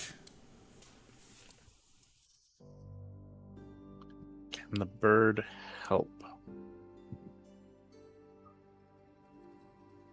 So you're over there with him. This is going to be where Tal is at currently. Tal, Right. if you want to use a spell slot, you can roll at advantage. Okay, I can use a spell slot. Yep. Do I have a spell slot left? Give me a second. I use a lot of spells. Well, no, you don't. I have a bunch of first level spell slots. I have no second levels, so I'll use a spell slot. Yeah. And what do I need to roll? What level? Arcana. First spell slot is fine. You just roll. If you use a spell slot, you can roll it at advantage. All right. Oh, there's one. Do it again. So I think I definitely need that. Advantage. Yeah. Yeah. Come on. You know what? It just got worse. Okay. As you begin to try to draw the runes and contain the sparks, you take 2 points of lightning damage. That's I don't know if that's a problem. I don't think it's a problem at all. Ooh. He does not wield it. He does not wield. He did not wield that. Telling me no. Are any of you have healer's kits or healers? I mean, I still have 5 points of lay on hands left. Which And also then- go ahead. it also could be used to like purify poisons at those levels and such, but no, I don't think I took any other healing, did I? You know what? Nothing out of the person healing. What did you say? Something I would like to try to do. Allow it since I have Mary Poppins come over to Tal and use repair on him. nice. Okay. After that check, Huron is going to yell out, "The anarchists jammed the cogs. Look at those dials, those teeth." And then he points, "Yes, there. Twist, bypass, override, quickly, before the whole rig chews itself apart." Echo, who's got good sleight of hand? I do. Okay, yeah, that's what I thought. Give me a sleight of hand check, please. Okay. Guidance on myself. Yes. 19, 18, Nice. 21. Nice. 19, 18, 21. Yes. Math is not me tonight. You twist, you bypass, you override, and you unjam the cogs. So that's a success. Let's see. He yells to Kayata, and he says, "You see the body of the humanoid starting to thrash," and Heron yells to Kayata and says, "Hold him. The body's thrashing. The shell's fighting back. Pin them down before they tear free of the bindings. Strength. Brute strength. Now." Give me an athletics check, please. You got it. 21. Okay, you successfully reach forward and hold on to this humanoid shell and pin them down and hold them down and latch. locking mechanisms on their wrists and the ankles just so they stay put. And last, he yells to Felmir. He says, "Anchor yourself. Shout into the void if you must, but push your soul that way. Remind yourself who you are." Give me a persuasion check, or religion, or intimidation, whichever you choose. Oh, okay. Well, we're gonna go with. You said religion, right? Yes, religion, persuasion, or intimidation. Draw the power within yourself to push your. It's a 22. Push, push. Damn. Nice. Felmir, interior and out loud screams. You hear a loud mechanical screaming, and then the closest sound I can put it to is from the Matrix movie when they're pulled through like the payphones, and there's that crackle That's weird. of energy and the crackle of noise as someone's screaming, and it turns from humanoid auditory to like that binary code mechanical sound is the noise that comes out of Felmir, and then Felmir's eyes go dark and inert, and the machine thrums to a stop, and everything is silent. And then looking over at the human body, the head slack, you see the hands start to twitch, and the head looks up and begins to look at all of you. And Felmir, what happens then? See, as everybody kind of comes into focus, I'm just gonna kind of stare at my hands, kind of getting, trying to readjust to having feeling again. It's almost a foreign thing at this point. I'm gonna look around at everyone and say, "Hello, everyone. Felmir's back." Yeah, he's just staring again, just completely speechless.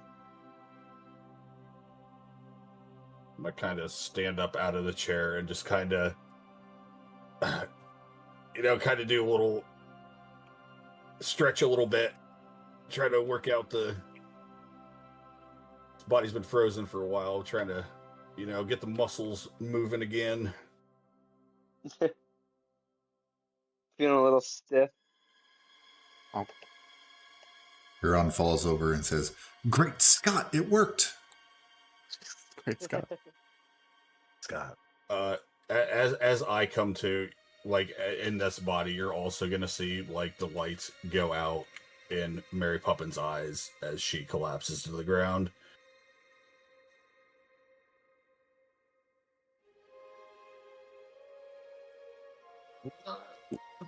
Very nice. There goes Mary Poppins. There goes Felmir's old body into the new body.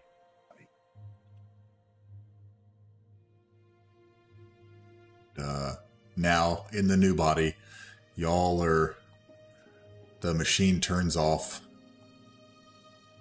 and you have this entire room at your disposal. Ah.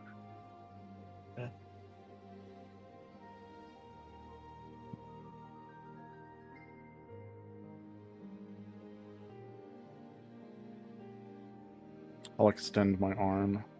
Hi, I'm Echo. Hello, Echo. Now I will shake your hand, and my arm will not fall off this time. Right? We sure about that? Cat'll reach his hand out to go shake Felmer's hand, like, we can finally do it properly this time. You will see his one finger on his hand is robotic as well. Just the one, though.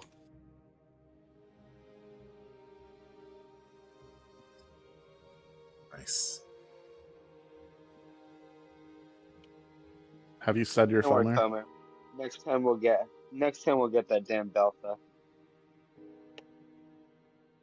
Uh-oh. What was that, Twisted?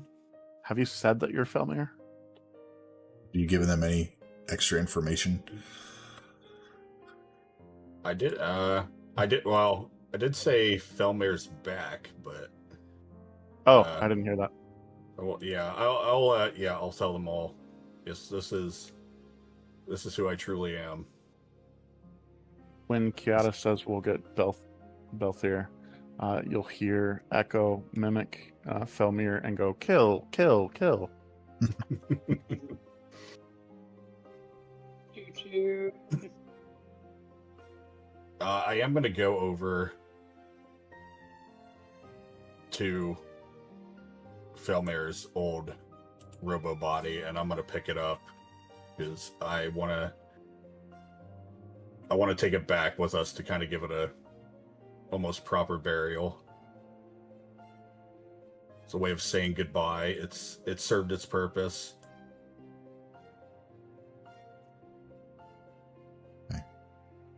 Is anyone Wonderful. looking around the room? I would love to. Okay, anyone who's looking around the room, give me an investigation check, please.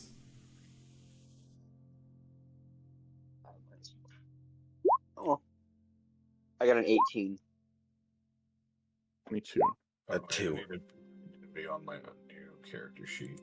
That is my best investigation roll of this game. Nice. Okay, looking throughout this entire room, you find some small autonome bits and pieces that are scattered across the floor. But throughout looking and digging through, you spent a while digging through barrels and crates open and smashed, and new crates. You find a handful of things that I'm going to put in the chat. Okay. Just a handful of things.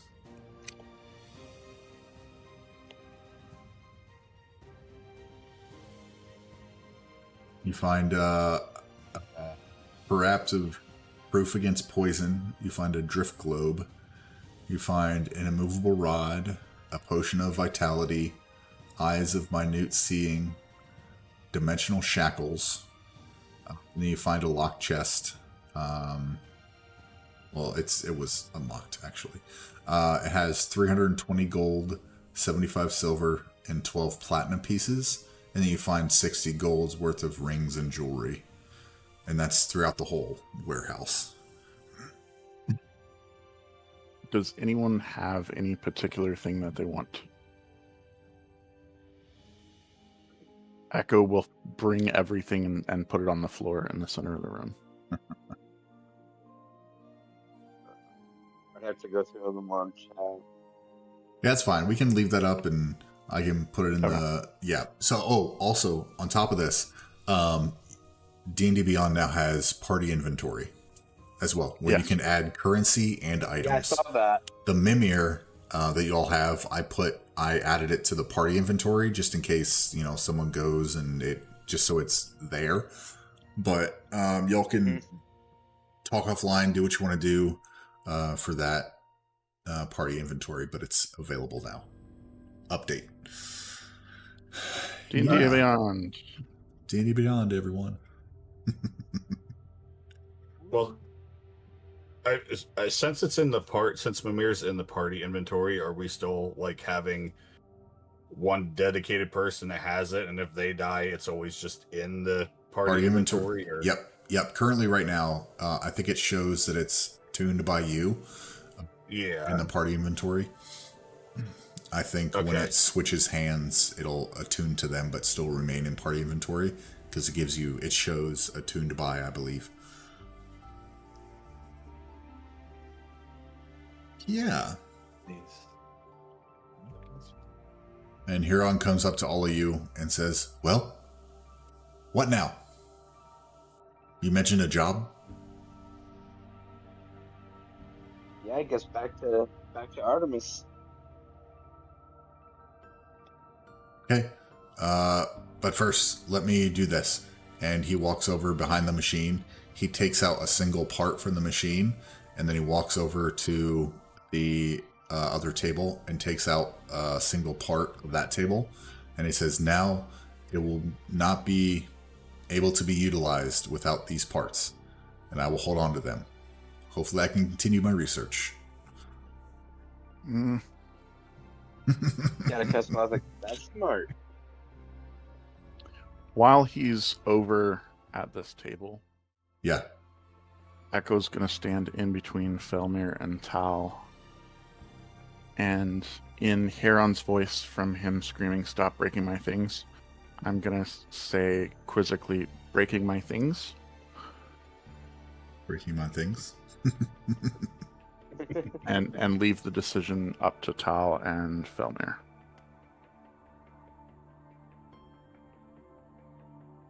Whether we think that this disables it enough, or we need to walk the scientist out and leave somebody behind to... The Right. scientist will go with you. He'll leave with Yeah. you.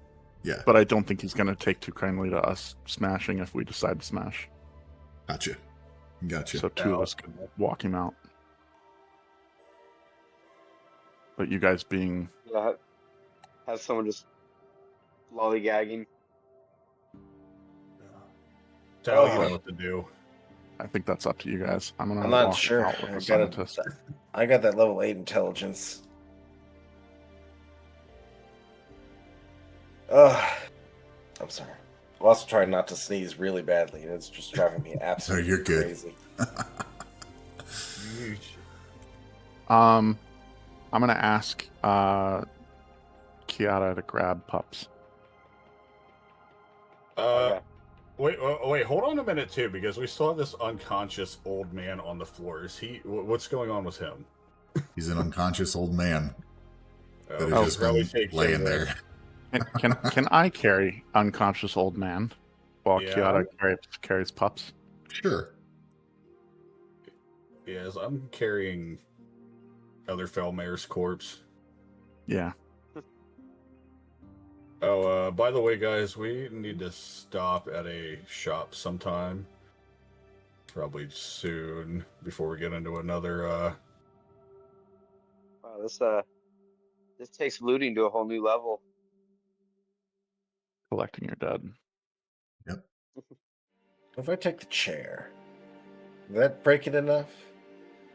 you could smash the chair. What if I want the chair? Take it with you. Take it home with you. Again, that's up to you guys. That really doesn't care if it's here or not. Scientist said don't break it. Scientist has brains. Really He did- old dude. Oh yeah, Yeah. carry the old dude. Can I check to see if he's like alive and well? He's alive. He's breathing. Okay. Just It's unconscious. not the answer. It's not the answer to the second question. I'm just gonna like feather slap him in the face a few times to try to wake him up. He wakes up. I Please don't hurt me. take my feathers and put them over his face to like muffle the screaming. Being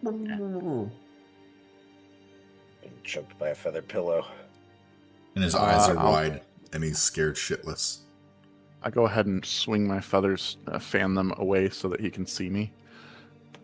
Here to help. Hi, I'm Echo. Octavius. You with the anarchists? Unsanctioned order. And I help him up. He kind of looks around, and he sees like the dead auto or the destroyed autonomes and like the chair's inert and that zombie clot in the back, and he goes, I just want to get out of here, back to my family. Oh, you're lucky I remembered you, old man. I don't remember you. Good, because I don't remember you either. Okay. Does Scratches the your old old man man. see? Does the old man see Felmir's old Warforged body in new Felmir's arms? Yeah, that he's carrying the body. Yep. I just didn't know if that would jog his memory or anything. No.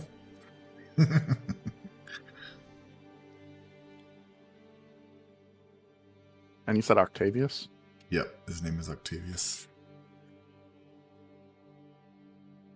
And he starts to quickly make his way out of the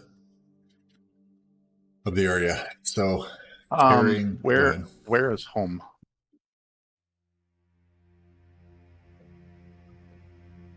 Sigil?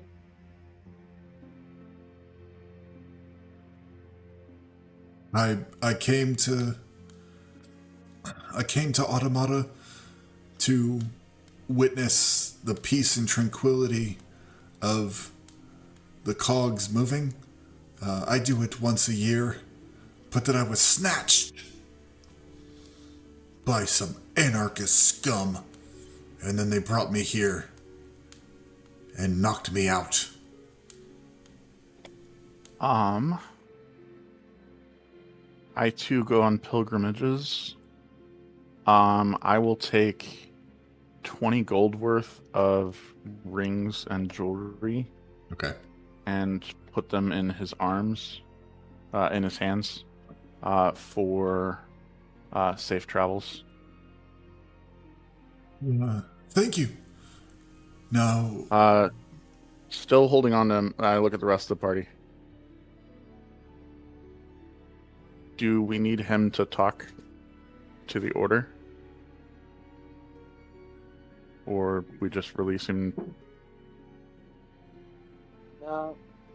I'd be like, no, I really don't think he knows anything. He can tell the order anything they don't already know.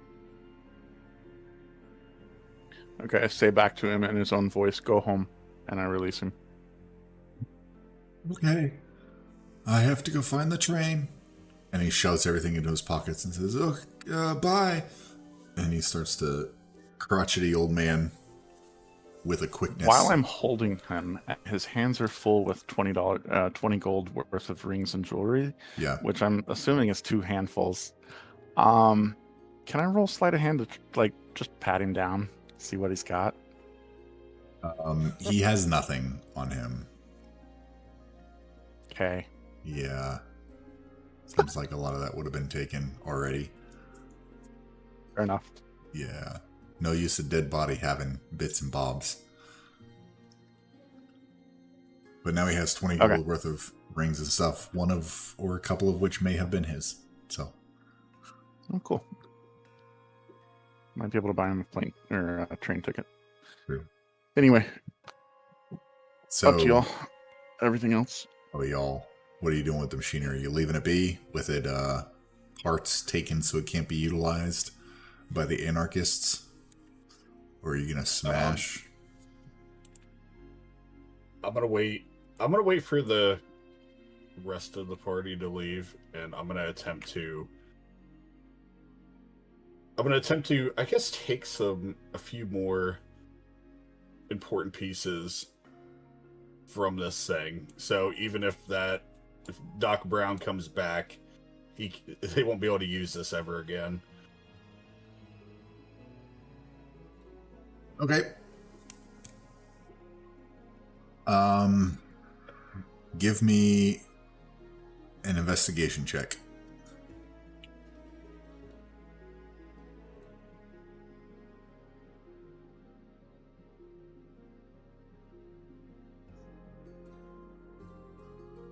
Ooh, 23.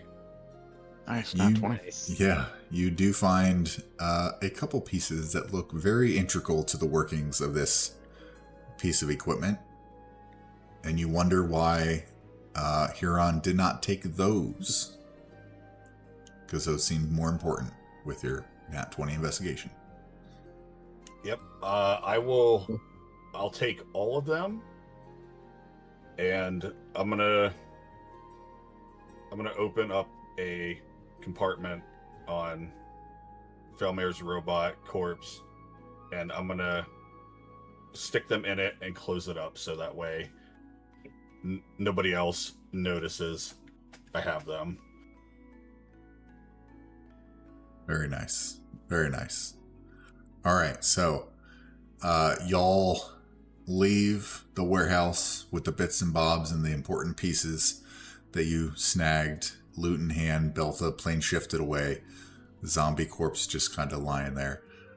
You leave it all behind. You go to the Concordant Express, the Concordant Express, and travel back to the Concord terminus. And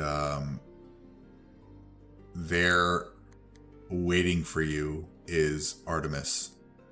And he sees Huron, and he thanks you all for getting Huron, and he asks about Beltha.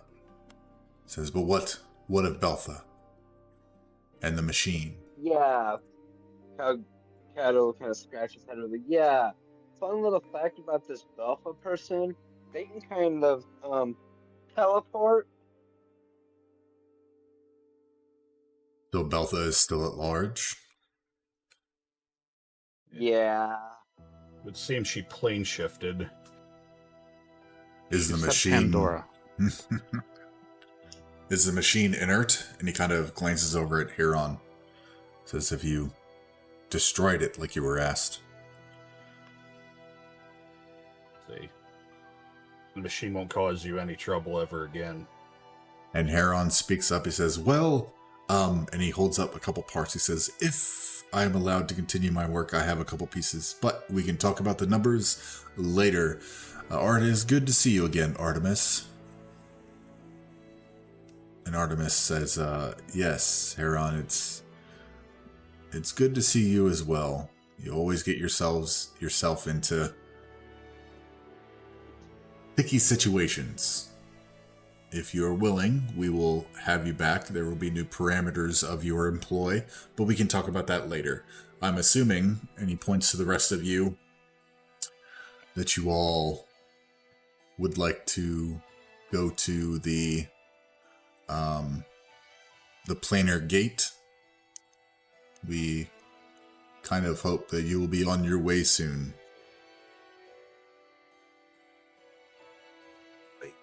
Soon don't make it bad.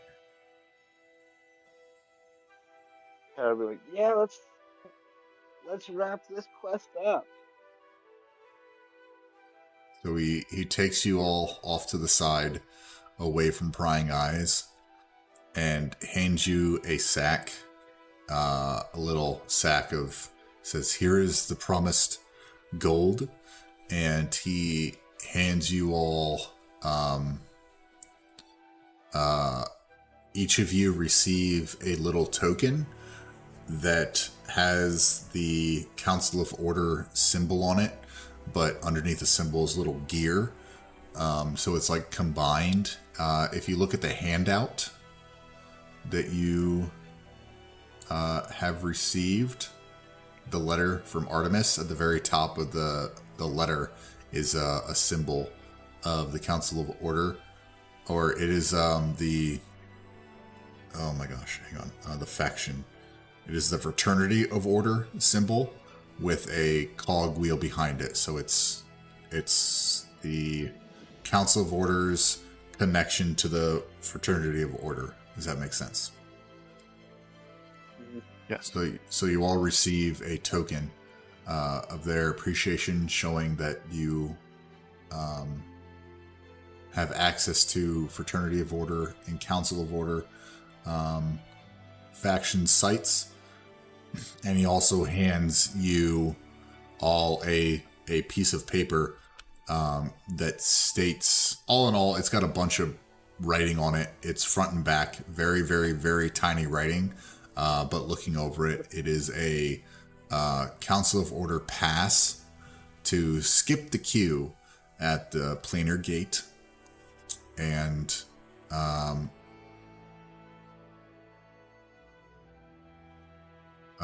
not enter the gate, but have access to the gate as of now.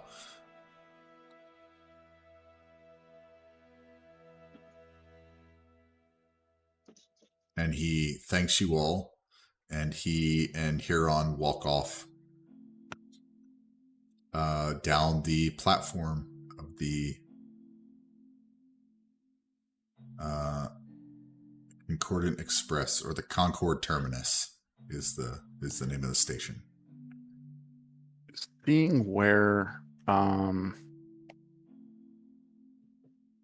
never mind. What's up? Can I try to pickpocket the scientist? Give me a sleight of hand. 9. As you begin to pickpocket, he reaches back and he goes, "Oh, thank you. Yes, very well." And he like shakes your feathers in like a handshake. In Octavius's voice, I'll go, no. And then back up.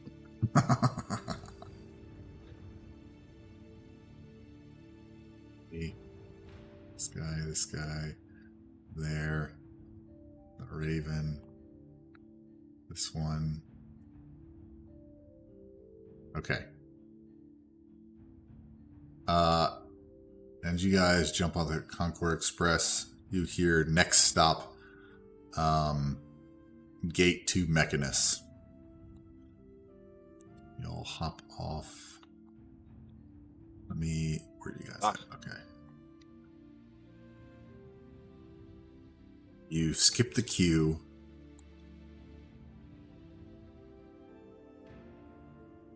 And as you get close to the gate, you Felmir, you feel the Mimir start to pulse in your hands. The pentadrones move out of the way to allow you access to get within a foot, 5 feet of the gate itself. And recording information, you have to record information about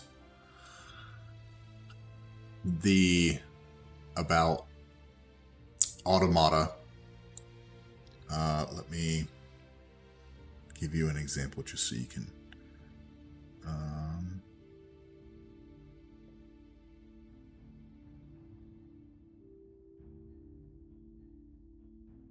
you need to record a description of the location that you're at and your impression of it.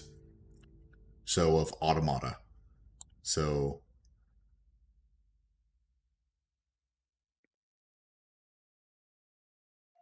a description of automata and your impression of it. What is that?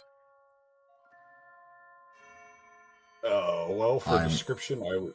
Yep, I'm acting as your mimer, so you're telling me. I'm writing all this down. It's very orderly with plenty of robots around. Okay. I think they're a little too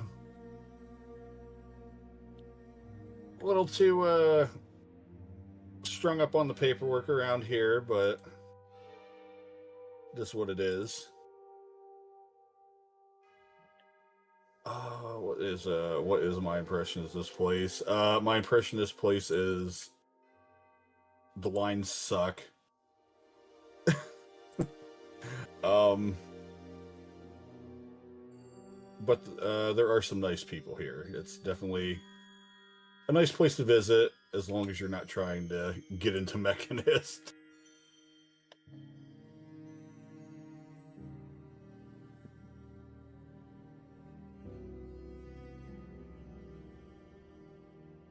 Is that it? Yeah, I think that's it. Okay.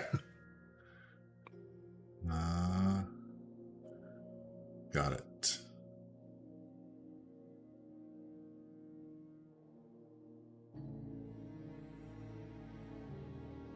Perfect. Perfect.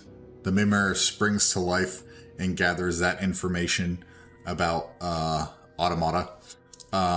One of its pieces of skull that was cracked kind of mends itself. And it starts to spurt information. It raises from your hand, starts to spurt a little bit of information about Automata. And the first thing it says is, Automata, orderly with plenty of robots around, little too strung up on the paperwork, but it is what it is. My impressions is that the lines suck. Some nice people here, nice place to visit unless you are trying to get into Mechanus. And then it kind of spews a little bit more, and then it floats back down into your hand and once more goes inert.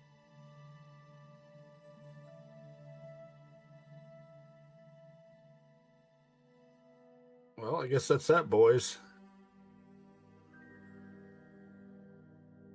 Have any of you seen a cockatoo like lift its head frill feathers? Yeah. Yeah. Typically when they like dance up and down. Echo's feathers will pop up around its neck area, standing in close proximity to this gate, and will cast Detect Portal and just kind of, not really attune, but just kind of commit this portal. Okay. It'll just take a minute and like phase out for a minute. Easy enough. Let's say you were doing that while Felmir was gathering information and impression of the location. And then when y'all are done, where are you headed to?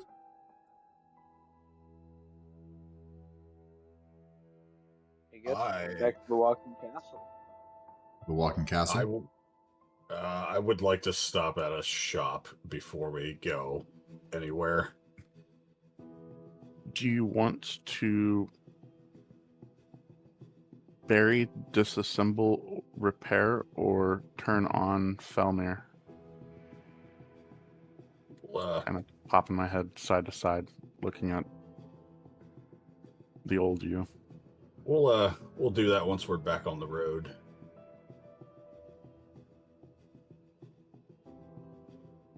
Okay. So as you guys leave the gate, the portal gate to Mechanus, there are a couple shops nearby. What are you looking for? I need armor because Felmir is no longer a metal robot with natural armor. All right. Okay. This one could be your armor. What armor you're looking for? You find a shop with armor in it. There's a shopkeep. You're like, looking for armor, huh? Some decent medium armor.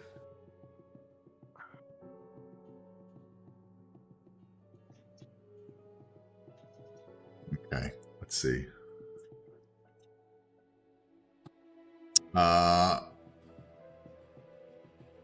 It's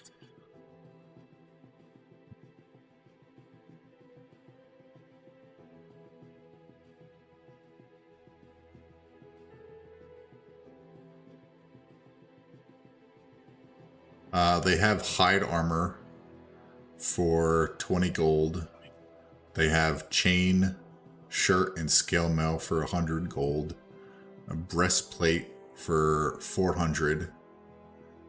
and half plate for 800 gold. Mm. You know what? I'll take the half plate. 800 gold. Yep. 800 gold. Okay. Oh crap, what was they at? Easy enough. Well, thank you for your time.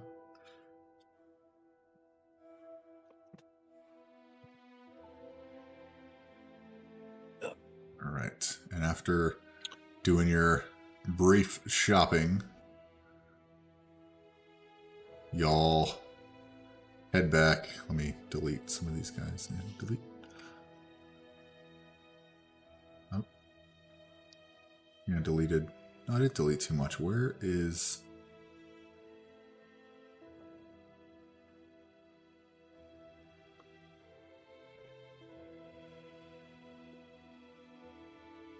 Ah. Okay. So you head back At the into the walking castle, where... Ringing weird. Zathir greets you and says, "It has been a while. I hope everyone... Oh, these are new friends. Hello."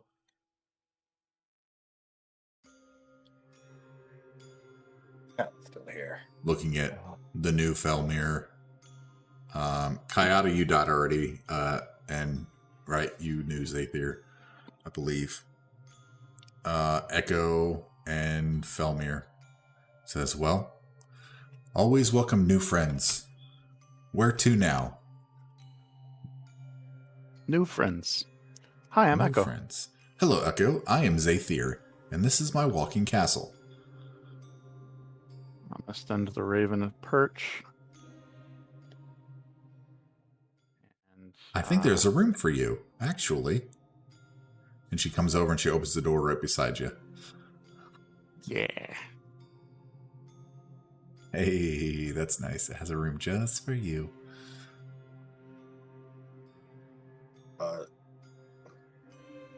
Zathir, could you do me a favor? "Yes."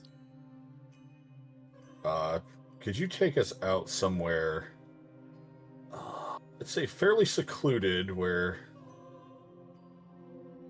not many people would happen to travel through? Absolutely. I can do that. Let's chart our course for the next location that we are heading, and we will find somewhere on the way. I believe that is okay. So y'all can see the map.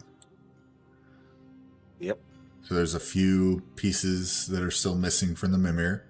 There is Excelsior to the north, Rigus to the south, Cursed to the south, Glorium, Faunal, and Sylvania to the east.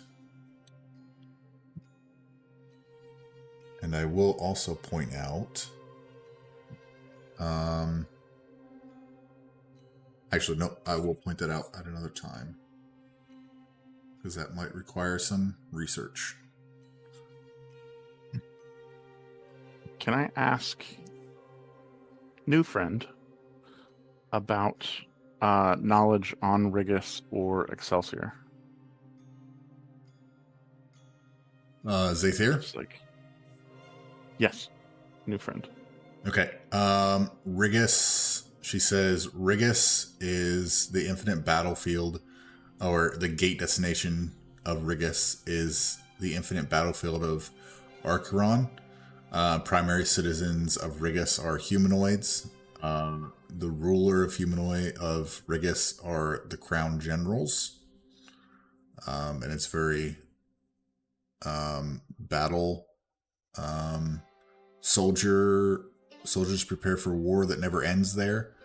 Where else did you ask about? Excelsior. Excelsior. She says that Excelsior, its gate destination are the seven heavens of Mount Celestia. Primary citizens are celestials and humanoids, and the ruler is High Chancellor Pharaoh. It has a very tall tower called the God Strand that extends into the sky. That is orbited by floating structures atop drifting clouds. Very nice place to visit.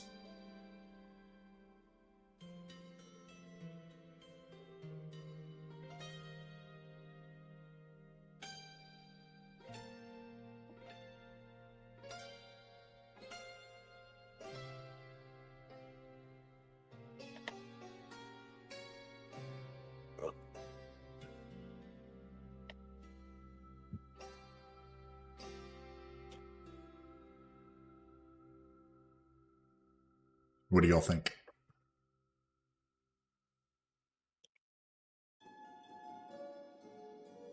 I got wherever you guys want to go. I feel like we're kind of a combat group. South South to Rigus? to Rigus? Down for it. Very well. South to Rigus it is. And she goes upstairs to the Castellan and says, please chart a course to Rigus with a out-of-the-way stop, please. And that, as the walking castle uproots itself and begins to walk south along the path, leaving Automata behind for now, that is where we're going to end our session with the party and y'all on the way to Rigus and to put Felmir, Auto Gnome Felmir, to rest. That's it.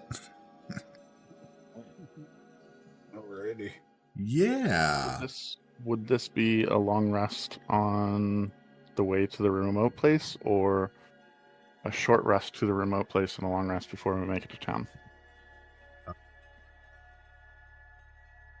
It's pretty late in the evening if y'all want a long rest on the way, unless it's starting to get dark. If Felmir wants to bury Felmir in the morning at a secluded place, we can definitely do that. Or if y'all want to do it before you go to bed, we can do that next session. Okay. Get somewhere secluded. I'd I say we vote do. we'll handle the rest when we start the next one, because it's just a button press Yep. Yeah. and or role play. So we'll make Okay. that decision later. Okay. Cool. Easy enough. Well, that was a heck of a session, y'all. Yeah. Yeah. That was fun. I Oh. enjoyed it. But I know it's been What are quite some time that gonna we've go been playing rest. tonight. Yeah, it is time for some sleepy sleep for the Sleepy players. But before we go, I'm oh, what's up? gonna roll a hit die really quick. He's punching me. I swear. Okay, while he's rolling a hit die, we'll say adios to the players for the evening. As always, I'm Chaotic Vito, your humble DM for the evening. Across the way from me, Nameless Orange. Where can we find you, my guy? Hey, you can find me at on YouTube at Nameless Orange Plays and on Twitch and Kick at Nameless Orange. Yeah, it's gonna be Halloween soon, so check look out for season 2 of the Horror Games Graveyard coming up very soon. I'm excited for this. I love my spooky games. Nice. Perfect. Yeah, it's going to be a lot of fun. We got a lot of stuff in store this October. Yes. Down below me, we got the Nerdy Nobody. Where can we find you, my friend? How's it going, guys? Find me on YouTube at the Nerdy Nobody. Perfect. Awesome. Next to him, Twisted Fate. Hello. Twisted Fate, where can we find you, my guy? Right here every 2 weeks. Perfect. Last but certainly not least, we got Prof. Where can we find you, my friend? Find me on X. I'm gonna sneeze again. You're good. Ooh, this thing is just a terrible cold. But thank you. I hope you for feel better. tolerating my illness. Thank you. Well, Oh. yes, all the descriptions for everyone's links to their social medias and outlets, right, are going to be in the description of the upload, which is going to be here in the next couple days. Keep a lookout for that. We play Turn of Fortune's Wheel every other week. Saturday night, early Sunday morning, at midnight, Sunday Eastern time, and then it adjusts wherever you are. But big shout out to Dark Raven Uno for coming in and chatting a bit. Always a pleasure to have someone stop by. I'm Chaotic Vito. You are absolutely awesome. Hey, let chaos reign, y'all. And we will see you next time. Good night. Goodbye.